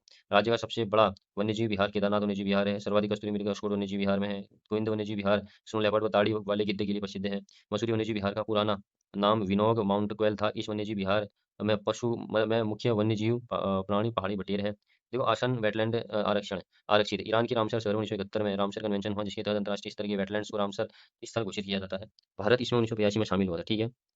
आसन वेटलैंड संरक्षण आरक्षित उत्तराखंड का पहला व देश का 38वां रामसर 2020 में घोषित हुआ, जो देहरादून के यमुना व आसन नदी संगम पर स्थित है। आसन कंजर्वेशन रिजर्व का उद्घाटन 14 अगस्त 2005 में तत्कालीन राष्ट्रपति एपीजे अब्दुल कलाम ने किया। आसन वेटलैंड संरक्षण आरक्षित चक्राता वन विभाग के अंतर्गत 444.4 हेक्टेयर में फैला यह जलाशय साइबेरिया पक्षियों की शैरगाह के लिए जाना जाता है, ठीक है। आसन वेटलैंड आरक्षित 2005 में इसकी स्थापना हुई। 444.4 वर्ग हेक्टेयर क्षेत्रफल है इसका, जनपद इसका देहरादून। झिलमिल झील आरक्षित 2005 में इसकी स्थापना हुई। 3783.5 वर्ग हेक्टेयर हरिद्वार में। सीतामढ़ी संरक्षण आरक्षित 2012 में इसकी स्थापना हुई। 5824.7 वर्ग हेक्टेयर पिथौरागढ़ में। और नैना देवी हिमालयी बर्ड कंजर्वेशन रिजर्व 2025 में इसकी स्थापना हुई। 21,224.5 वर्ग हेक्टेयर है और नैनीताल में, ठीक है। और 600 प्रजातियों का निवास इसमें देखने को मिलता है, ठीक है। अगला है देखो सीतावनी कंजर्वेशन रिजर्व की स्थापना 2012, क्षेत्रफल 5824.76 वर्ग हेक्टेयर नैनीताल में स्थित है ये। यह टाइगर, हाथी, पक्षी व तितलियों के संरक्षण के लिए प्रसिद्ध है। इसे दिसंबर 2012 में एक संरक्षण रिजर्व के रूप में नामित किया गया था। इसका परिणाम पवालगढ़ संरक्षण आरक्षित था, जिसे जनवरी 2024 में सीतावनी कंजर्वेशन रिजर्व कर दिया गया। सीतावनी कंजर्वेशन रिजर्व में माँ सीता का पौराणिक मंदिर और महर्षि वाल्मीकि आश्रम है जिसकी देख-रेख भारतीय पुरातत्व विभाग करता है। ठीक है, गोविंद पंत उच्च स्तरीय प्राणी उद्यान की स्थापना 1955 में 1995 में इसकी स्थापना 1995 में स्थित इसकी नैनीताल में क्षेत्रफल 4,83 वर्ग किलोमीटर हुई है। यहाँ मुख्यतः लेपर्ड, जंगली बिल्ली, भेड़िया, काला भालू, तिब्बती भेड़िया आदि जीव पाए जाते हैं। ठीक है, नंदा देवी जैवमंडल आरक्षित क्षेत्र स्थापना 1988 क्षेत्रफल 5,860 वर्ग किलोमीटर अवस्थित है पिथौरागढ़, चमोली, बागेश्वर में। ठीक है, नंदा देवी जैवमंडल आरक्षित क्षेत्र के अंतर्गत 2 राष्ट्रीय उद्यान आते हैं। फूलों की घाटी राष्ट्रीय उद्यान, नंदा देवी राष्ट्रीय उद्यान। राज्य में संकटग्रस्त वन जीव माउंटेन क्वेल, सफेद पीठ वाले गिद्ध, बारहसिंगा, भूरे भालू, ऊदबिलाव आदि। ठीक हो गया। बुरान रोडोडेंड्रॉन उद्यान जो है हमारा ये कहाँ पर पे है हमारा, यहाँ मुनस्यारी गाँव में। ठीक हो गया। इसमें रोडोडेंड्रॉन की 35 प्रजातियां, जिनमें से 5 प्रजातियां केवल उत्तराखंड में पाई जाती है। ठीक हो गया। ठीक है। और यह उद्यान हिमालयी क्षेत्रों और देश में पहली अपनी तरह का पहला उद्यान है। ठीक है, हिमालय क्षेत्रों और देश में अपनी तरह का पहला उद्यान। बाघ गणना 2022 में हुई थी। देखो, पहला मध्य प्रदेश है, दूसरा कर्नाटक है, तीसरा उत्तराखंड है। मध्य प्रदेश में 785 है, कर्नाटक में 563 और उत्तराखंड में 560। ठीक है, उत्तराखंड में बाघों की संख्या में बढ़ोतरी 2018 से 22 की देखें तो 118 दर्ज की गई है। और सर्वाधिक बाघ वाला टाइगर रिजर्व हमारा कार्बन नेशनल पार्क है। हिम तेंदुआ, हिम तेंदुआ की गणना 2022, हिम तेंदुआ संरक्षण की शुरुआत 2009 में हुई। 23 अक्टूबर 2022 को विश्व हिम तेंदुआ दिवस ए उत्तराखंड वन विभाग ने हिम तेंदुआ गणना के आंकड़े जारी किए। इसके अनुसार राज्य में हिम तेंदुआ की संख्या 121 आंकी गई थी। मतलब हिम तेंदुआ राज्य के 3000 मीटर की जलवायु वाले हिमालयी क्षेत्रों में है। मतलब हिमालय क्षेत्रों में रहते हैं, 3000 मीटर की ऊंचाई वाले हिमालय क्षेत्रों में रहते हैं। और हिम तेंदुआ संरक्षण केंद्र ठीक हो गया, इनके लिए है। ठीक है, अच्छा, देश का पहला हिम तेंदुआ संरक्षण केंद्र उत्तराखंड के उत्तरकाशी जिले में लगा। ठीक हो गया, देश का पहला। ठीक है, जिले के लंका क्षेत्र है जो भैरव घाटी में बनाया जाएगा। ठीक है, यह स्थल से 28 फीट ऊंचाई पर स्थित है। अच्छा, हिम तेंदुआ के संरक्षण ये संवर्धन से संबंधित प्रशिक्षण दिया जाएगा। ठीक है, यहाँ पर भी। और यह केंद्र सिक्योर हिमालय परियोजना के तहत बनाया जाएगा। ठीक है, अगला है स्नो लेपर्ड की गणना 2324 में हुई। इसमें स्नो लेपर्ड सर्वाधिक हमारे लद्दाख में हुई और उसके बाद उत्तराखंड में 124। ठीक है, अच्छा, उत्तराखंड में विश्व विरासत स्थल यूनेस्को ने नंदा देवी बायोस्फीयर रिजर्व को 1988 में आईयूसीएन के मैन एंड बायोस्फीयर प्रोग्राम के तहत विश्व धरोहर घोषित किया। 2005 में फूलों की घाटी को यूनेस्को की विश्व विरासत की सूची में शामिल किया। 7 दिसंबर 2017 में कुंभ मेला को यूनेस्को ने मानवता की अमूर्त सांस्कृतिक विरासत स्थल घोषित किया। 2 अक्टूबर 2009 को रम्माण उत्सव विश्व की अमूर्त सांस्कृतिक धरोहर घोषित हुआ। देहरादून में विश्व का प्रथम प्राकृतिक धरोहर केंद्र है, जिसे 29 अगस्त 2014 को यूनेस्को द्वारा स्वीकृति दी गई थी। इसकी आधारशिला भारतीय वन्यजीव संस्थान देहरादून में रखी गई। इसका उद्घाटन 2018 में किया गया। ठीक है, अगला है कस्तूरी मृग परियोजना की शुरुआत 1970 में की गई। कश्मीर की अंगूर मृग परियोजना की शुरुआत 1970 में हुई। वन्यजीव संरक्षण अधिनियम 1972 में पारित किया गया। टाइगर रिजर्व परियोजना के तहत 1 नवंबर 1973 में सर्वप्रथम कार्बेट नेशनल पार्क को टाइगर रिजर्व घोषित किया गया। हाथी परियोजना की शुरुआत 1992 में हुई और हाथी परियोजना के तहत उत्तराखंड में 2002 में शिवालिक हाथी रिजर्व नाम से आरक्षित क्षेत्र अधिसूचित किया गया। और गिद्ध संरक्षण प्रोजेक्ट की शुरुआत 2006 में हुई। और टाइगर वॉच योजना का प्रारंभ 1991 में किया गया। महरूनी कस्तूरी मृग परियोजना केंद्र की स्थापना 1974 में बागेश्वर में की गई। प्रथम भारत का लाइकन पार्क मुनस्यारी में, भारत का प्रथम फार्नर संरक्षण केंद्र रानीखेत अल्मोड़ा में, राज्य का प्रथम मॉस गार्डन कुरपालाल हमारा नैनीताल में, और राज्य का सर्वाधिक ऊंचाई पर स्थित हर्बल गार्डन माणा गांव चमोली में, राज्य का सबसे बड़ा कैक्टस पार्क है देहरादून जू में, सुरभि वाटिका सुगंध एरोमेटिक गार्डन लाल कुआं हल्द्वानी में, राज्य का प्रथम मगरमच्छ पार्क काकरा उधमसिंह नगर में।